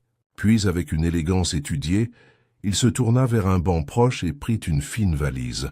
« Vous avez gagné cette manche, monsieur Holmes, mais ce que vous ne découvrirez jamais, c'est preuve. » Holmes jeta un coup d'œil à Lestrade, qui était arrivé silencieusement derrière lui, un agent de police à la remorque. « La preuve » a dit doucement Holmes, est arrivé lorsque vous êtes entré dans cette galerie et avez reconnu la confirmation comme authentique. Quentin cligna des yeux. Tu as enregistré « Je ne me fie jamais uniquement à ma mémoire », a déclaré Holmes. Lestrade s'avança. « Vous venez avec nous, monsieur, discrètement. » Quentin hésita, puis hocha la tête une fois, comme un homme concédant un match, et se laissa entraîner. De retour à Baker Street ce soir-là, Holmes retira son manteau avec un soupir las et s'effondra sur sa chaise. « Watson, dit-il, je n'ai aucune sympathie pour les faussaires, mais je réserve un mépris particulier à ceux qui fréquentent les clubs, portent des gilets sur mesure et se livrent à des activités criminelles depuis leur fauteuil. J'avoue que je suis encore étonné de la façon dont tout a commencé, dis-je. Une simple petite annonce, un tiroir dans une imprimerie, une pièce de monnaie creuse. Et pourtant... Tiens, murmura Holmes, tout parle, Watson. L'encre, les lettres, même le silence. Surtout le silence. Il fixa le feu un long moment. Cette affaire m'a rappelé que la tromperie prospère non seulement dans les ruelles sombres, mais aussi dans les marges, dans l'oubli, la routine, le banal. Qui soupçonnerait que la vérité se cache dans des fioritures typographiques et des polices manquantes? Tu le ferais, ai-je dit. Holmes esquissa un sourire las. Peut-être, mais même moi, j'ai eu besoin de l'aide d'un compositeur, effrayé et d'un chiffre imparfait pour y parvenir.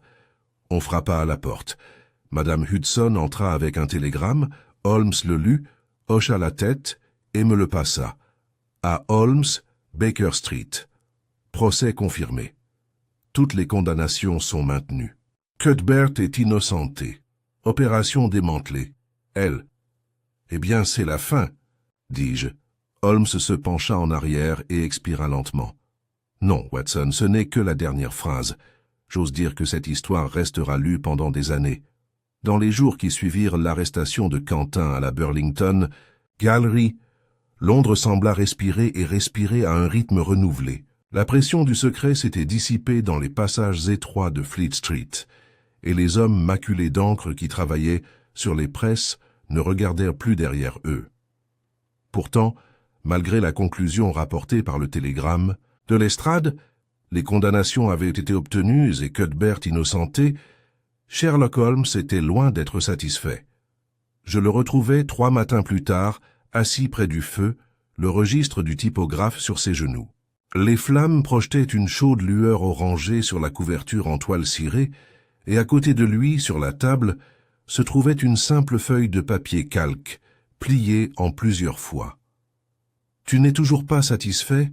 demandai-je, en posant ma tasse de thé. Holmes leva lentement les yeux. « Non, Watson, parce que quelque chose reste non dit dans l'encre. Une vérité, peut-être la plus cruciale, n'a pas encore été imprimée.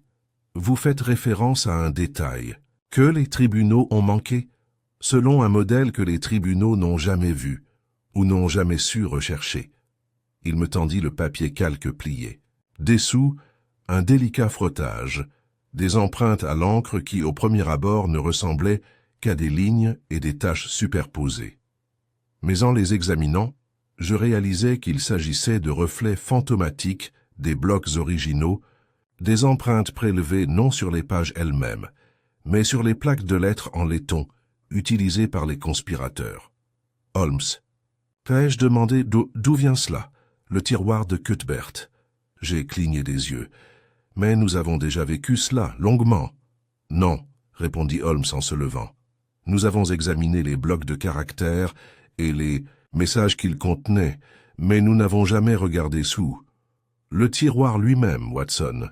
Il portait des marques, de minuscules abrasions invisibles sous l'encre et la poussière. J'ai demandé à Cuthbert de l'apporter à Baker Street, sous prétexte de le nettoyer pour sa présentation au tribunal. Ce que j'ai découvert sous le revêtement du plateau était tout autre. Il ouvrit le registre et se tourna vers une page précise, une page vers la fin où les inscriptions à l'encre devenaient floues et incohérentes. Là, entre 2 entrées mal alignées, se trouvait un symbole ressemblant à un G majuscule inversé, barré à sa fin. J'avais supposé qu'il s'agissait d'une faute d'impression, poursuivit Holmes.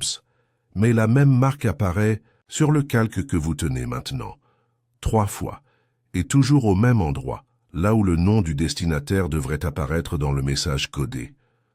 Je le fixai. Un code d'imprimeur. Holmes hocha la tête d'un air sec. Ou une signature, une carte de visite. Ce caractère n'existe dans aucune bibliothèque typographique standard. J'ai comparé les archives de presse de la Gazette ainsi que les échantillons de Molière. Aucune correspondance, mais dans un catalogue privé, compilé par un bibliophile de St. John's Wood, j'ai trouvé quelque chose de convaincant. Il me tendit une autre feuille. Celle-ci représentait une planche provenant d'une obscure imprimerie du XVIIIe siècle à Amsterdam, Ella. Compagnie Griffioen. Son symbole, le même G inversé et barré. On l'appelle la marque du griffon, explique Holmes. Elle était exclusivement utilisée par une presse clandestine soumise aux lois de censure néerlandaises pour imprimer des tracts interdits, manifestes politiques, arguments hérétiques et correspondances cryptées. Ce symbole permettait aux collaborateurs de reconnaître les messages légitimes. Je me suis penché en avant. Mais cela remonte à des siècles. La presse a sûrement été démantelée depuis longtemps. Peut-être, mais quelqu'un a ressuscité son usage, et pas par amour. Celui qui a gravé cette marque dans le tiroir de la Gazette avait accès à son outil de gravure. Ce qui signifie, Watson, que quelqu'un d'autre que Carstairs et Quentin était au courant de cette conspiration, et je les soupçonne d'être toujours en liberté. Vous croyez qu'il y a un troisième architecte? Holmes commença à faire les 100 pas. On n'en a jamais vu un. La marque du griffon a été utilisée 3 fois, à chaque fois dans un message remontant à Quentin. Mais les messages, eux-mêmes, sont passés entre les mains de quelqu'un d'autre avant d'atteindre leur destination. Et maintenant que nous avons arrêté Quentin, les messages ont cessé. Mais la marque demeure. J'ai suivi son raisonnement. Le poids de ses implications s'estompant comme un brouillard. Vous pensez que le véritable cerveau de l'opération était quelqu'un qui n'a jamais signé. Il a juste laissé une marque. Exactement. Quelqu'un qui est resté à l'écart, laissant les autres porter le poids et le risque. Il s'arrêta brusquement devant la cheminée et se retourna. Nous devons retourner à Fleet Street. Il y a un homme à qui je dois parler, un homme dont le silence me paraît désormais plus réfléchi que prudent. Cet après-midi-là, nous avons de nouveau marché sous le surplomb des cheminées et des enseignes suspendues qui formaient le toit du quartier de l'imprimerie londonienne. L'air était chargé d'une odeur d'encre brûlée et de papier mouillé, et le fracas des boîtes vocales de la ville, ses presses à imprimer, résonnait dans chaque mur de pierre. Holmes ne nous conduisit pas à la Gazette, mais à une petite reliure adjacente. Au-dessus de la porte, un panneau en bois indiquait « D. Humberton », éditeur, relieur, archiviste. Le même monsieur Humberton qui avait d'abord feint d'ignorer le message manquant et s'était opposé à l'enquête précoce de Holmes Humberton, ouvrit la porte avec un tic nerveux.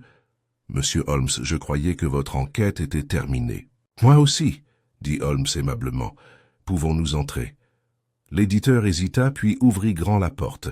L'espace était exigu et ordonné, rempli de bobines de fil de lin, de rouleaux de toile, de piles de papier et d'outils de reliure. Ça sentait la colle et le thé. Holmes se dirigea vers le mur où une série d'échantillons de gravures encadrées étaient soigneusement alignés. Il s'arrêta devant l'un d'eux et le désigna du doigt. « Cela vient du 4e octobre, Gazette. »« 1888, oui, j'en ai fait, » dit Humberton. « Une erreur d'impression célèbre, le nom de l'évêque inversé. Ça a fait grand bruit. Je remarque, » dit Holmes d'une voix calme, « qu'il porte le signe G inversé. Juste ici, sous la ligne. 2 dates. » Humberton se raidit. « Seuls quelques exemplaires l'incluaient, » poursuivit Holmes. « J'imagine que vous pensiez que personne ne le remarquerait. Mais vous avez sous-estimé la minutie avec laquelle j'étudie les détails. Cette marque n'a jamais fait partie du typographie officielle de la Gazette, et pourtant, vous l'avez autorisée à paraître dans la presse. Inutile de mentir, dit Holmes soudain glacial. La cible était la tienne, pas celle de Carster, pas celle de Quentin, la tienne. Tu as dirigé le flux d'informations. Tu as laissé Carster composer. Tu as laissé Smith faire les épreuves. Tu as même veillé à ce que Cuthbert reste suffisamment prêt pour flairer les problèmes, sans jamais en voir la source. La mâchoire de Humberton se serra. Et quelle preuve avez-vous? Holmes sourit faiblement. Vous me l'avez donné. De votre propre main, un échantillon offert il y a des années à l'exposition anniversaire du record. Le trait de la marque, la pression de l'empreinte, votre signature en tout, sauf le nom. Il s'est tourné vers moi. Watson, te souviens-tu du dernier faux formulaire de douane, celui estampillé du sceau argenté? Je fais. Holmes regarda Humberton. Vous saviez que les vrais sceaux utilisaient un motif de gaufrage unique, impossible à reproduire avec une presse ordinaire. Mais votre expérience en reliure vous a donné accès à des matrices sur mesure, n'est-ce pas? Humberton déglutit, difficilement. Vous n'avez aucun témoin, aucun document à mon nom. Non, dit Holmes, mais nous avons su une dernière preuve. Tu vois le tiroir qu'utilisait Cuthbert? Il était à toi à l'origine, il y a des années, avant qu'il ne prenne la relève. Et sous les taches d'encre, il y avait ton nom, gravé dans le bois. Le visage d'Humberton blêmit. Il tendit la main vers le bord de la table, mais ne dit rien. Lestrade entra derrière nous, comme interpellé par la tension inexprimée. « Monsieur Humberton, dit-il, vous devrez venir avec nous. » Cette nuit-là, Holmes se tenait près de la fenêtre, une pipe à la main, regardant la fumée se tordre et disparaître dans l'obscurité. Je m'assis à proximité, le stylo flottant au-dessus de la page, ne sachant pas comment terminer l'histoire. « Alors, dis-je enfin, c'était Humberton depuis le début. »« Dès le début, » murmura Holmes. Il a vu dans le monde de l'imprimé une couverture parfaite, routinière, fiable, invisible. Un murmure à l'encre va plus loin qu'un cri dans la rue. Et Cuthbert, il était la conscience inconsciente. S'il n'avait pas dénoncé le crime, l'opération aurait duré des années. J'ai hoché la tête et j'ai posé mon stylo. Et maintenant? Holmes frappa une fois la fenêtre avec son tuyau de pipe. Maintenant, les presses continuent de tourner, mais elles disent à nouveau la vérité, pour un temps. Il s'est tourné vers moi, l'ombre d'un sourire sur les lèvres. L'imprimé est l'esprit d'une nation, Watson. Et tout esprit a besoin d'un gardien. Même si ce gardien porte un chapeau de chasseur et sent légèrement l'encre de tabac. C'est un fait curieux concernant les affaires criminelles, en particulier celles qui restent gravées dans l'imaginaire, que leurs échos persistent souvent bien au-delà du bruit des marteaux et de la fermeture des tribunaux.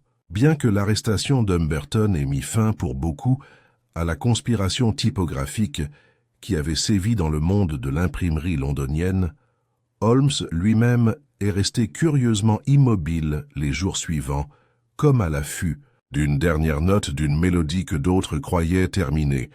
Le procès fut rapide.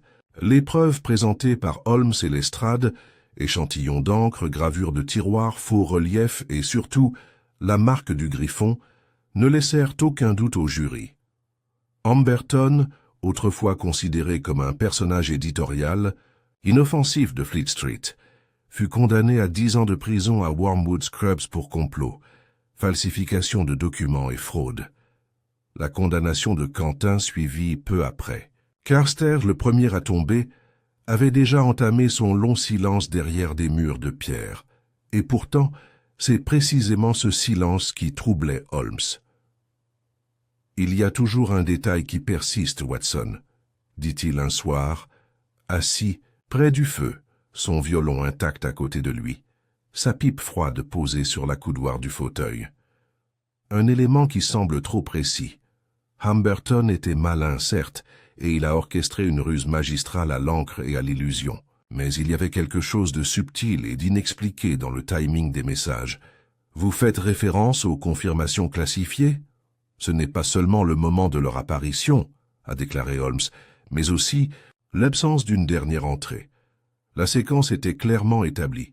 Un message par quinzaine, chacun confirmant une phase de l'opération. Le message que vous et moi avons imité devait être le dernier, un dernier signe de tête pour fermer le circuit. Et pourtant, avant notre intervention, un autre message avait déjà été programmé. Je fronçai les sourcils. Comme prévu, Holmes se leva et prit une liasse de documents sur la cheminée. Des communications de la Gazette, compilées dans les jours qui suivirent l'arrestation d'Humberton. Il m'en tendit une. Il s'agissait d'un programme de composition daté de la semaine précédant la capture de Carster. Une brève ligne disait « Avis juridique, ligne 5, ensemble, GS Conf GL4. À retenir pour signature avant le 4e. » GS, murmura Holmes, saut du Griffon. Confirmation numéro 4. Cette ligne était censée suivre les autres et non les précéder. Et pourtant, elle n'a jamais été imprimée. Peut-être gêné par ton piège? Peut-être. Mais que se passerait-il s'il était intercepté ou remplacé? Il se pencha vers la table et étala le programme à côté des archives classées. J'ai tracé la disposition des colonnes classées. Cette ligne-là, CONF N04, devait occuper un emplacement juste au-dessus d'un avis de décès. Un décès mineur. La nécrologie d'un typographe nommé Elias Taureau. Le nom est tombé avec un poids terne. Taureau, répétai-je. Ce nom n'avait jamais été prononcé auparavant. Non, répondit Holmes, parce que sa mort semblait sans rapport. Un homme discret, compositeur indépendant, qui travaillait occasionnellement pour la Gazette. Décédé la semaine précédant le 4 juillet, l'enquête a conclu à une insuffisance cardiaque. Pas de famille, pas d'histoire, aucun soupçon. Mais maintenant, Holmes m'a passé la nécrologie. Elle était courte, à peine 2 lignes, et son espacement m'a tout de suite semblé bizarre.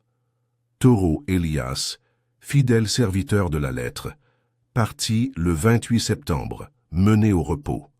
Conduire au repos, lis-je à voix haute. Un jeu de mots d'imprimeur. Holmes hocha la tête, sauf que j'ai fait examiner le bac d'impression. Toute cette section était initialement configurée pour afficher le message conf. BL4. Quelqu'un l'a remplacé, au dernier moment, par la nécrologie. Je le fixai du regard. Tu crois que la vie de décès était le message? Les yeux de Holmes brillèrent. Oui, Watson. Pas seulement une nécrologie, mais une transmission cryptée finale dissimulée à la vue de tous, imprimée à l'endroit même prévu pour le prochain chiffrement. Et qu'est-ce que ça dit? Holmes se rassit, pensif. Fidèle serviteur de la lettre. Ce n'est pas une simple platitude. Dans le jargon de l'imprimerie, un fidèle serviteur de la lettre est une expression familière pour quelqu'un qui travaille sous des ordres de composition rigoureux. Quelqu'un qui reproduit plutôt que crée. Cela suggère que Taureau n'a pas composé le message final. Il l'a simplement imprimé. Mais l'expression « conduire au repos », là est la clé. À cause du type de plomb? Exactement. Mais c'est un double sens. On suggère qu'il t'émettre se reposer en laisse. Comme dans « tuer ».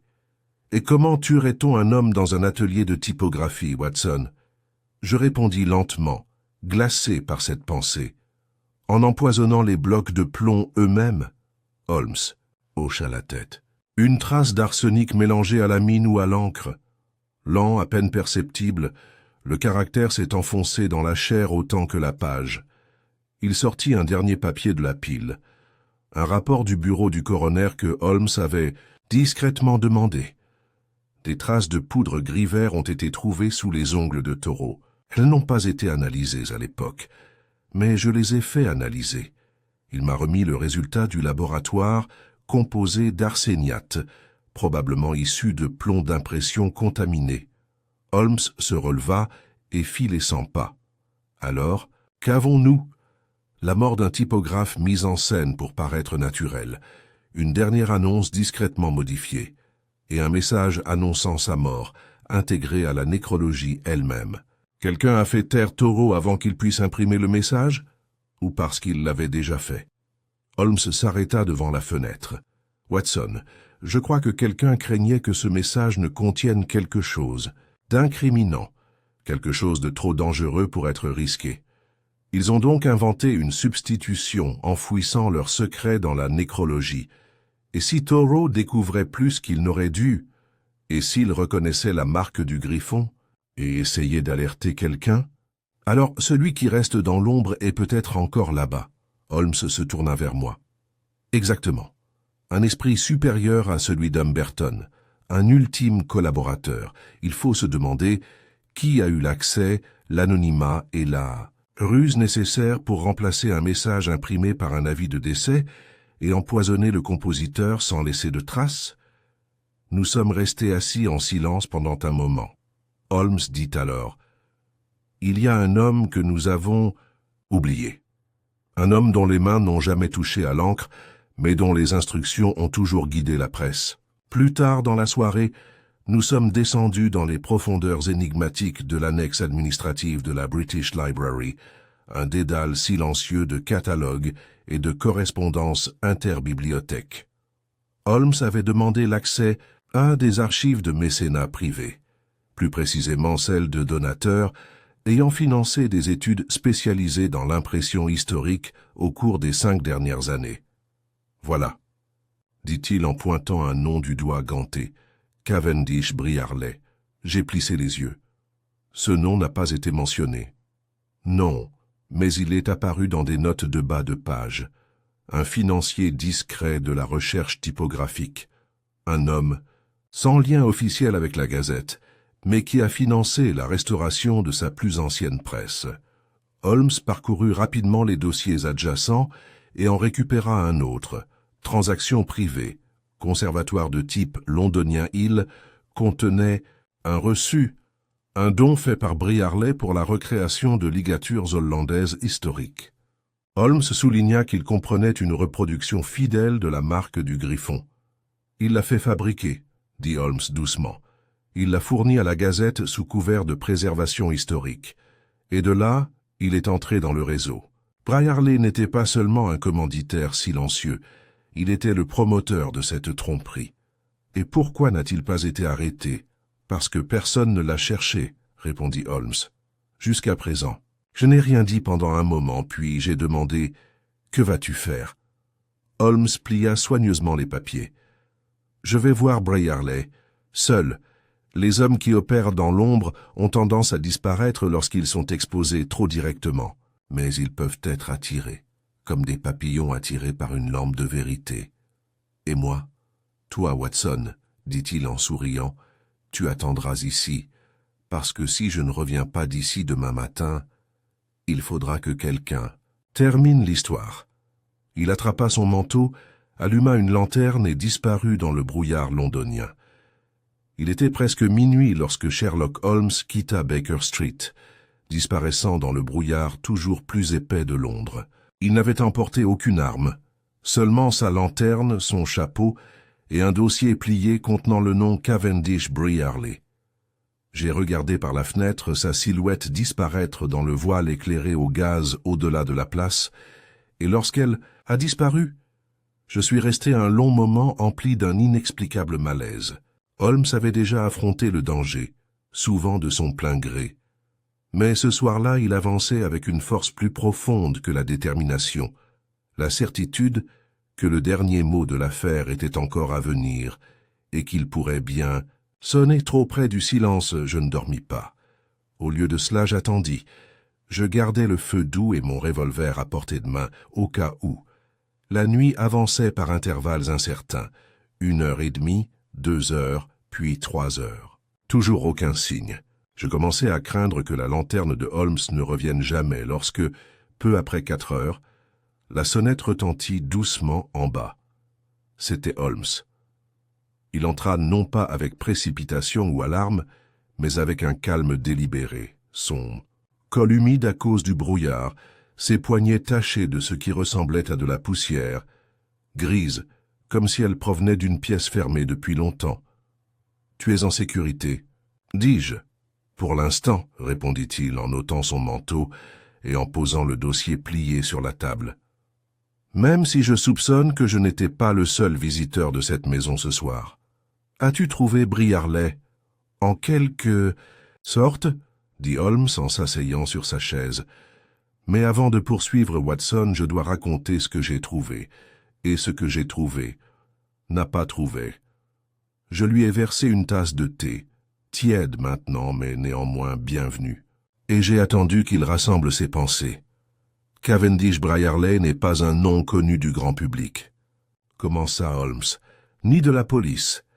Et pourtant, ses empreintes digitales, métaphoriquement bien sûr, figurent sur chacune des transmissions classifiées que nous avons tracées, chaque empreinte falsifiée que nous avons démasquée, chaque trace d'encre qui a mené non pas à un homme, mais à un message. Pendant des mois, voire des années, il a opéré par procuration, utilisant des dons d'impression légitimes comme écran de fumée pour construire son propre réseau privé de contrôle de l'information. L'impression comme arme, murmurai-je. En effet, dit Holmes, et Fleet Street était son champ de bataille. Il sortit de la poche de son manteau un petit carnet relié en cuir usé avec un fermoir en laiton. J'ai trouvé ceci dans son bureau. Sa maison est à Bedford Square, calme, sans particularité. Les rideaux sont toujours tirés. Même les domestiques ne semblaient pas conscients de sa véritable nature. L'homme lui-même n'était pas présent. Disparu? Disparu. Ou caché. Mais son bureau, bien que fermé à clé, recelait un trésor.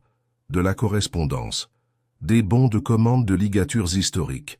Un registre des donateurs au Conservatoire typographique de Londres. Et le plus accablant de tous, ce carnet. Il l'ouvrit. Sur ces pages jaunies, des lignes étaient soigneusement écrites en cuivre. C'était une sorte de registre, mais pas de chiffres. Imprimé. Cohen-F. Double 2. Quentin. Surveillance. Amberton. Courrier. J.M. imprimé. Cohen-F. Double 3. Carster. Rédacteur. En chef. H. Retard. Cuthbert. Réticent. Regardez. Je crois que ceci, dit Holmes, était son journal de coordination personnelle. Les initiales correspondent à celles de chaque acteur clé rencontré. Q pour Quentin, H pour Amberton, C pour Carster, et même une allusion voilée à Cuthbert. Et voici, il pointa du doigt, la dernière entrée. Cohen-F. 4. Annulé. Remplacé par un avis de décès. Taureau résolu. Encre à détruire.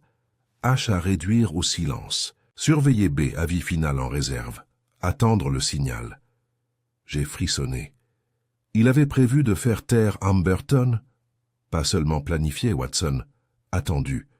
La formulation suggère qu'il avait l'intention de dissoudre l'ensemble du réseau une fois la phase finale terminée. Il ne s'intéressait pas aux personnes, seulement à la transmission. Une fois le système instable, trop d'erreurs, trop de variables humaines, il a choisi de brûler les preuves. Et Watch B. Holmes hocha la tête d'un air sombre. Je crois que B est pour Brierley lui-même. Il savait qu'il était exposé. Je ne sais pas encore si quelqu'un d'autre s'en est pris à lui ou s'il a orchestré sa propre disparition. Il ferma le carnet et le tint légèrement entre ses doigts.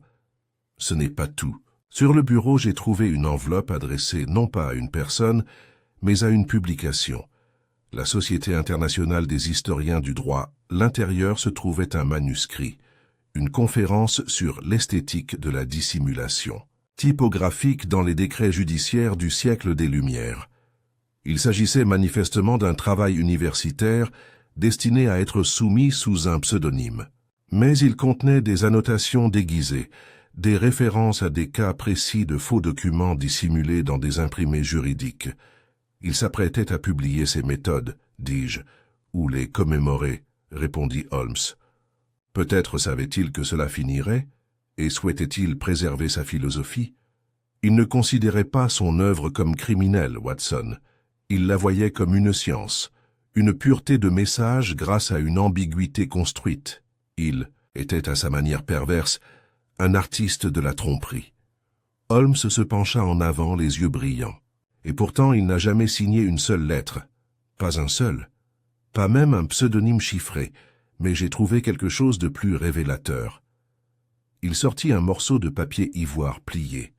À première vue, il semblait vierge. Mais lorsque Holmes le tint près de la lumière du feu, Un léger scintillement révéla un filigrane, en relief et translucide. Je me penchai. L'image était sans équivoque, le marque du griffon. Il a marqué son monde, dit doucement Holmes, mais jamais son nom. Le lendemain, Lestrade nous rejoignit à Baker Street. Holmes présenta le carnet et le manuscrit. L'inspecteur les accepta avec un grognement de satisfaction, mais sans grande surprise. Nous avons fait circuler le nom de Brierley dans tous les ports, galeries et clubs, dit-il. Pas encore de signe, mais on le retrouvera, tôt ou tard. Holmes secoua la tête. Non, il ne le sera pas. Les hommes comme Brierley ne disparaissent pas au sens conventionnel du terme. Ils reformatèrent. Il a peut-être déjà une nouvelle identité, un nouvel atelier, une nouvelle méthode. Lestrade fronça les sourcils. Et vous êtes content de le laisser filer? Je ne suis pas contenu, inspecteur, dit Holmes. Je suis réaliste, nous avons démantelé sa machine. Nous avons trahi ses collaborateurs. Nous avons déchiffré les codes, extrait l'encre et remonté le message jusqu'à sa source. Mais nous n'avons pas encore capturé son esprit. Lestrade partit peu après, non sans avoir reconnu la vérité. Un procès pourrait ne jamais mentionner le nom de Brierley. Et le dernier message qu'il écrivit, celui qui ne parvint jamais à son destinataire, resta non lu, tel un ultime écho en plomb. Ce soir-là, je retrouvai Holmes assis près du feu, le papier marqué Griffon posé à côté de lui. Il avait refusé de dîner, préférant siroter du thé refroidi et contempler les braises. « Vous avez dit quelque chose, Holmes » commençai-je doucement, à propos de l'histoire qui avait encore besoin d'une dernière ligne. Il hocha la tête. « C'est vrai. Quelle serait cette ligne ?» Il ne répondit pas immédiatement. Il prit un morceau de papier à lettres vierges et trempa sa plume dans l'encre. Il écrivit lentement, avec beaucoup de soin. Puis il me passa la page. « Tous les méchants ne laissent pas d'empreinte, Watson. Certains ne laissent que des virgules. » J'ai souri faiblement. « Tu as toujours préféré l'encre. » Holmes s'autorisa l'ombre d'un sourire. Et l'espace entre les deux. C'était un mardi après-midi de fin octobre, lorsque j'ai senti que Holmes était de nouveau entré dans un de ces étranges états d'esprit que je connaissais bien. Un état suspendu entre conclusion et inquiétude. L'affaire pour le public était close. Les gros titres l'avaient annoncé, un réseau de contrefaçon de Fleet Street démantelé, un rédacteur notoire condamné. Pourtant, Holmes est resté insensible aux affirmations de clôture dans les journaux. Il n'avait pas touché à son violon depuis 3 jours. Les journaux qu'il feuilletait autrefois chaque matin étaient désormais pliés et oubliés sur le rebord de la fenêtre. Au lieu de cela, il passait de longues heures à fixer le foyer, ou à éplucher sans cesse les mêmes fragments de la mallette, le registre du typographe, la rubrique nécrologique, et plus révélateur encore, le papier filigrané, plié, portant la marque du griffon. Cet après-midi-là, le ciel était bas et pluvieux et l'air chargé de suie. J'avais décidé de laisser Holmes ruminer en paix, jusqu'à ce qu'il se lève enfin de son fauteuil et prenne la parole, d'une voix calme, mais basse et grave. « Watson, dit-il, te souviens-tu de ce que je t'ai dit lorsque la pièce est apparue pour la première fois sur le banc de Cuthbert? Vous avez dit que quelqu'un croyait que sa vie dépendait de l'ordre de quelques lettres mal placées. En effet, il se tourna vers moi, et je me suis demandé, et si nous avions eu tort de croire que ce message, ne faites pas confiance à l'homme à la pièce creuse, n'était qu'un avertissement à un tiers, et si c'était aussi un aveu? Je posai ma tasse de thé. Une confession? Tu veux dire de Cuthbert? Holmes secoua la tête. Non, de quelqu'un d'autre. Quelqu'un qui savait qu'il ne pouvait plus parler à voix haute, mais qui souhaitait laisser une trace. Brierley? Holmes hocha légèrement la tête. Il n'a pas disparu simplement pour éviter d'être arrêté, Watson. Il a disparu parce qu'il est nécessaire pour faire taire la dernière voix qui pourrait encore parler. Thoreau. Exactement. La nécrologie, vous vous en souvenez, était imprimée dans l'espace réservé à la conf ND04. Les mots étaient empreints d'une métaphore, serviteur fidèle de la lettre. Conduit au repos. Voilà, je crois, le véritable message final.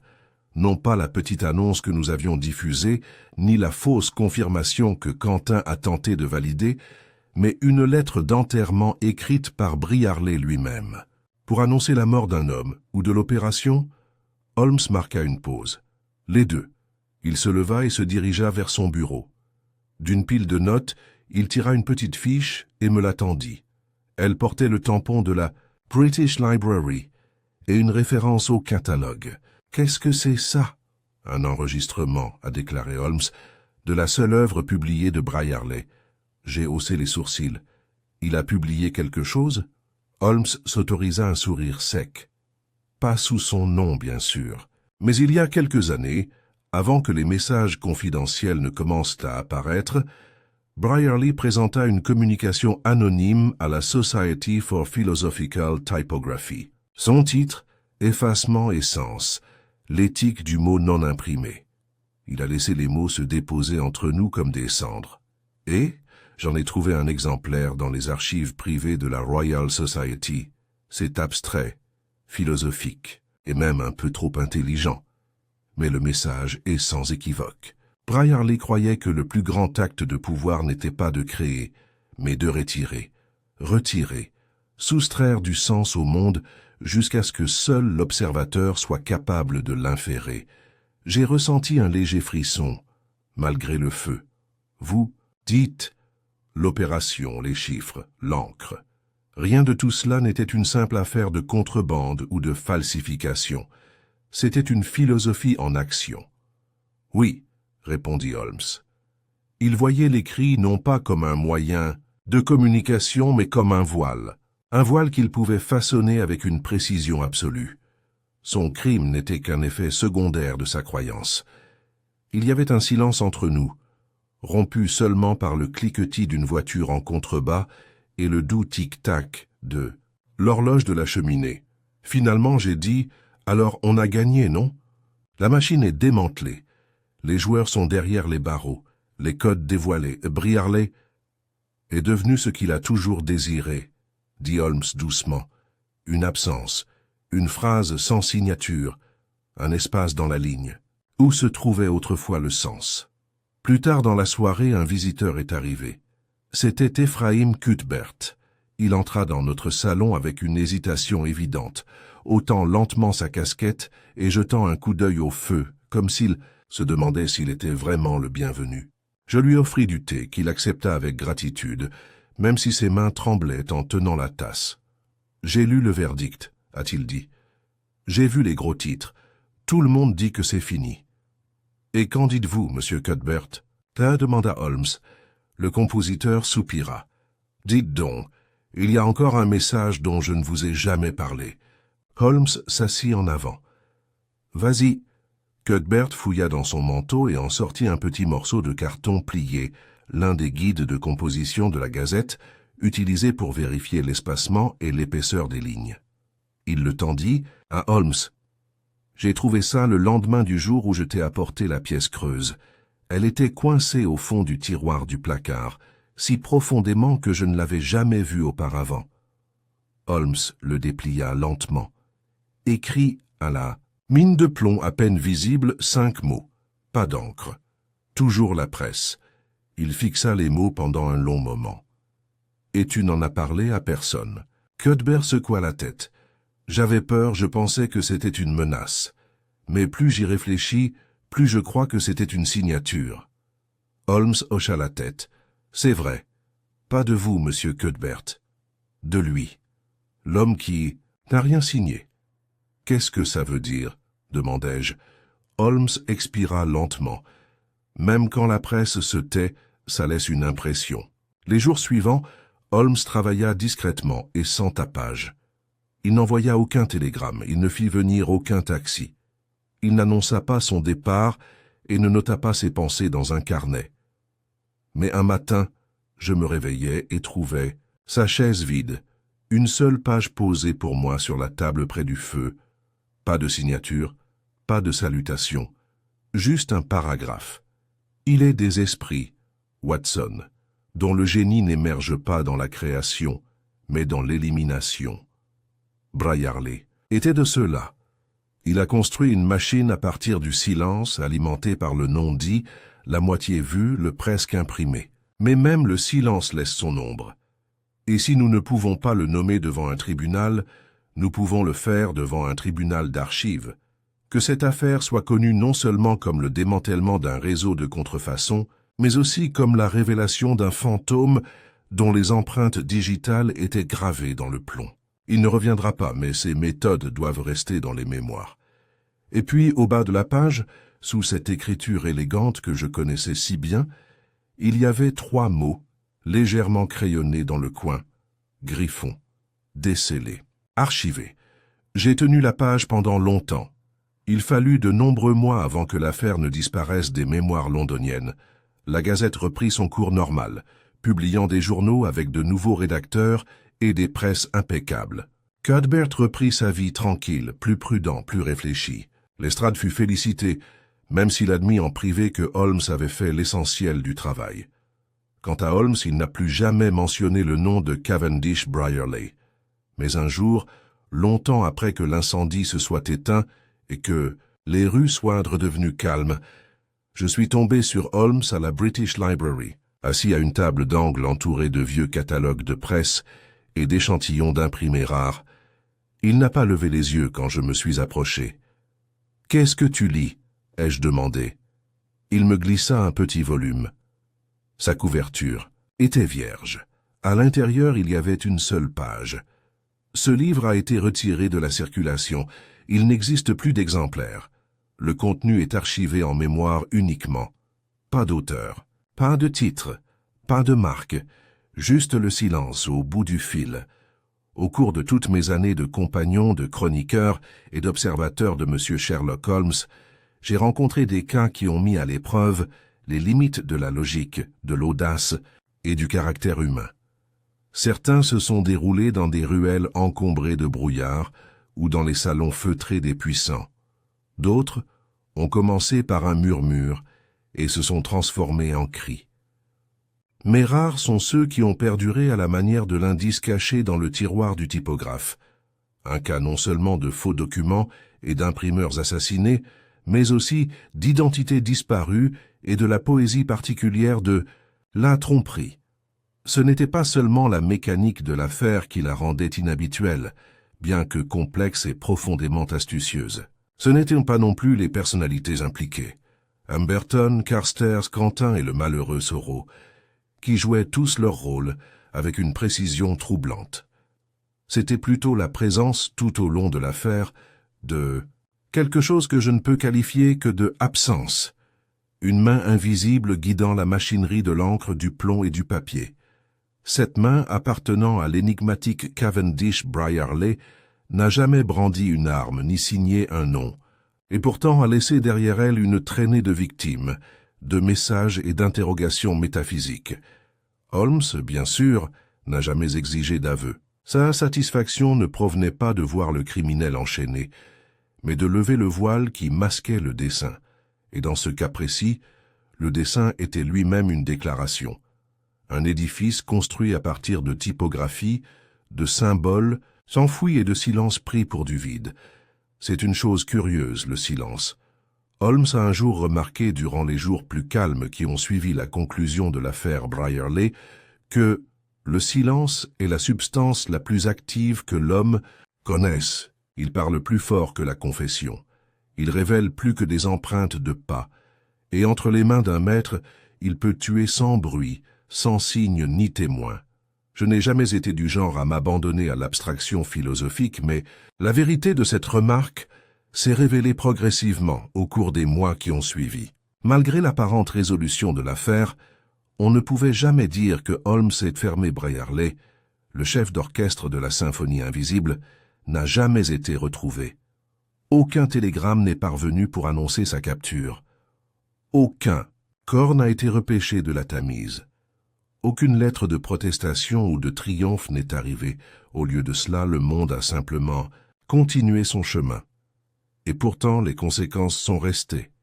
Au cours de l'hiver qui a suivi le procès, le London Gazette Hills publièrent un éditorial discret, anonyme, appelant au rétablissement de la vérification manuelle de toutes les petites annonces et annonces légales. Ils revinrent, quoique subtilement, à la correction manuelle et embauchèrent 2 nouveaux compositeurs formés à la typographie judiciaire.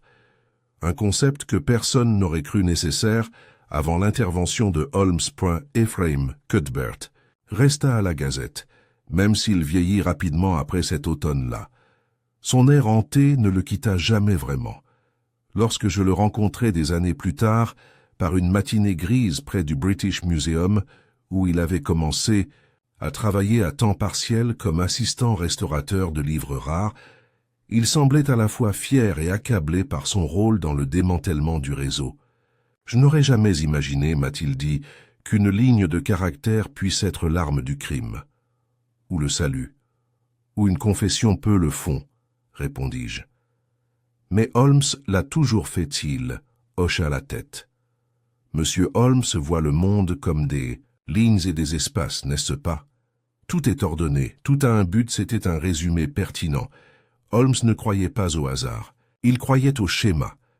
Ces rythmes subtils de comportement, de motivation et de message, qui, une fois correctement alignés, créaient le plan de la vérité.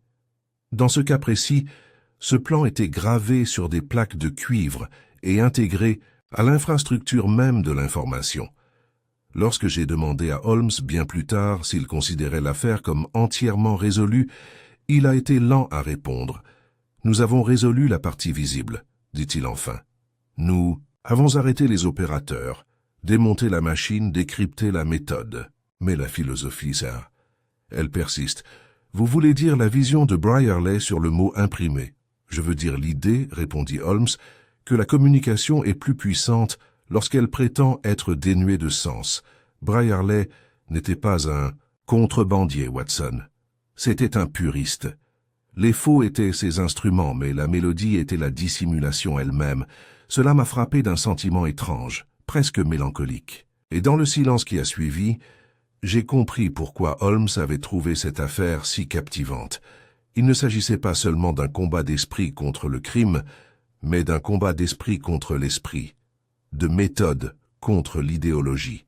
En Brierley, Holmes avait trouvé une sorte de miroir, un homme qui utilisait la logique pour cacher plutôt que pour révéler. Et c'est peut-être pour cela que Holmes n'a jamais vraiment cessé d'attendre le retour de Brierley. Je me souviens d'un soir, près d'1 an après la fin de l'affaire, où j'ai trouvé Holmes dans la salle de lecture de la British Library. Il était assis non pas parmi des ouvrages de droit ou de criminalité, mais parmi des catalogues de spécimens typographiques obscurs, des index d'imprimés ecclésiastiques et des sociétés d'édition disparues. Il étudiait une collection de marques d'imprimeurs, des symboles autrefois utilisés par les maîtres typographes pour signaler la paternité, le secret ou l'allégeance. Je pensais que l'affaire était terminée, dis-je en prenant la chaise à côté de lui. Holmes ne leva pas les yeux. Eux aussi. Il y eut un silence. J'ai demandé « Tu crois qu'il envoie encore des messages pas pour nous ?» répondit Holmes. « Pas encore. Mais les tendances ont commencé à évoluer. Un typographe de Prague est récemment décédé dans des circonstances étranges. Une publicité parue dans une revue universitaire viennoise citait un passage de la nécrologie de Thoreau, traduit mais sans équivoque, et la marque du griffon Holmes leva enfin les yeux. C'était sur la reliure d'un traité rare récemment, donné aux archives d'histoire de l'imprimerie du Louvre. Anonyme, sans adresse de retour, le contenu, une étude sur la tromperie juridique par défaut d'alignement orthographique, et tu crois que c'était Brierley? Je crois, dit Holmes doucement, qu'il a laissé derrière lui plus qu'un réseau. Il a laissé une méthode, une empreinte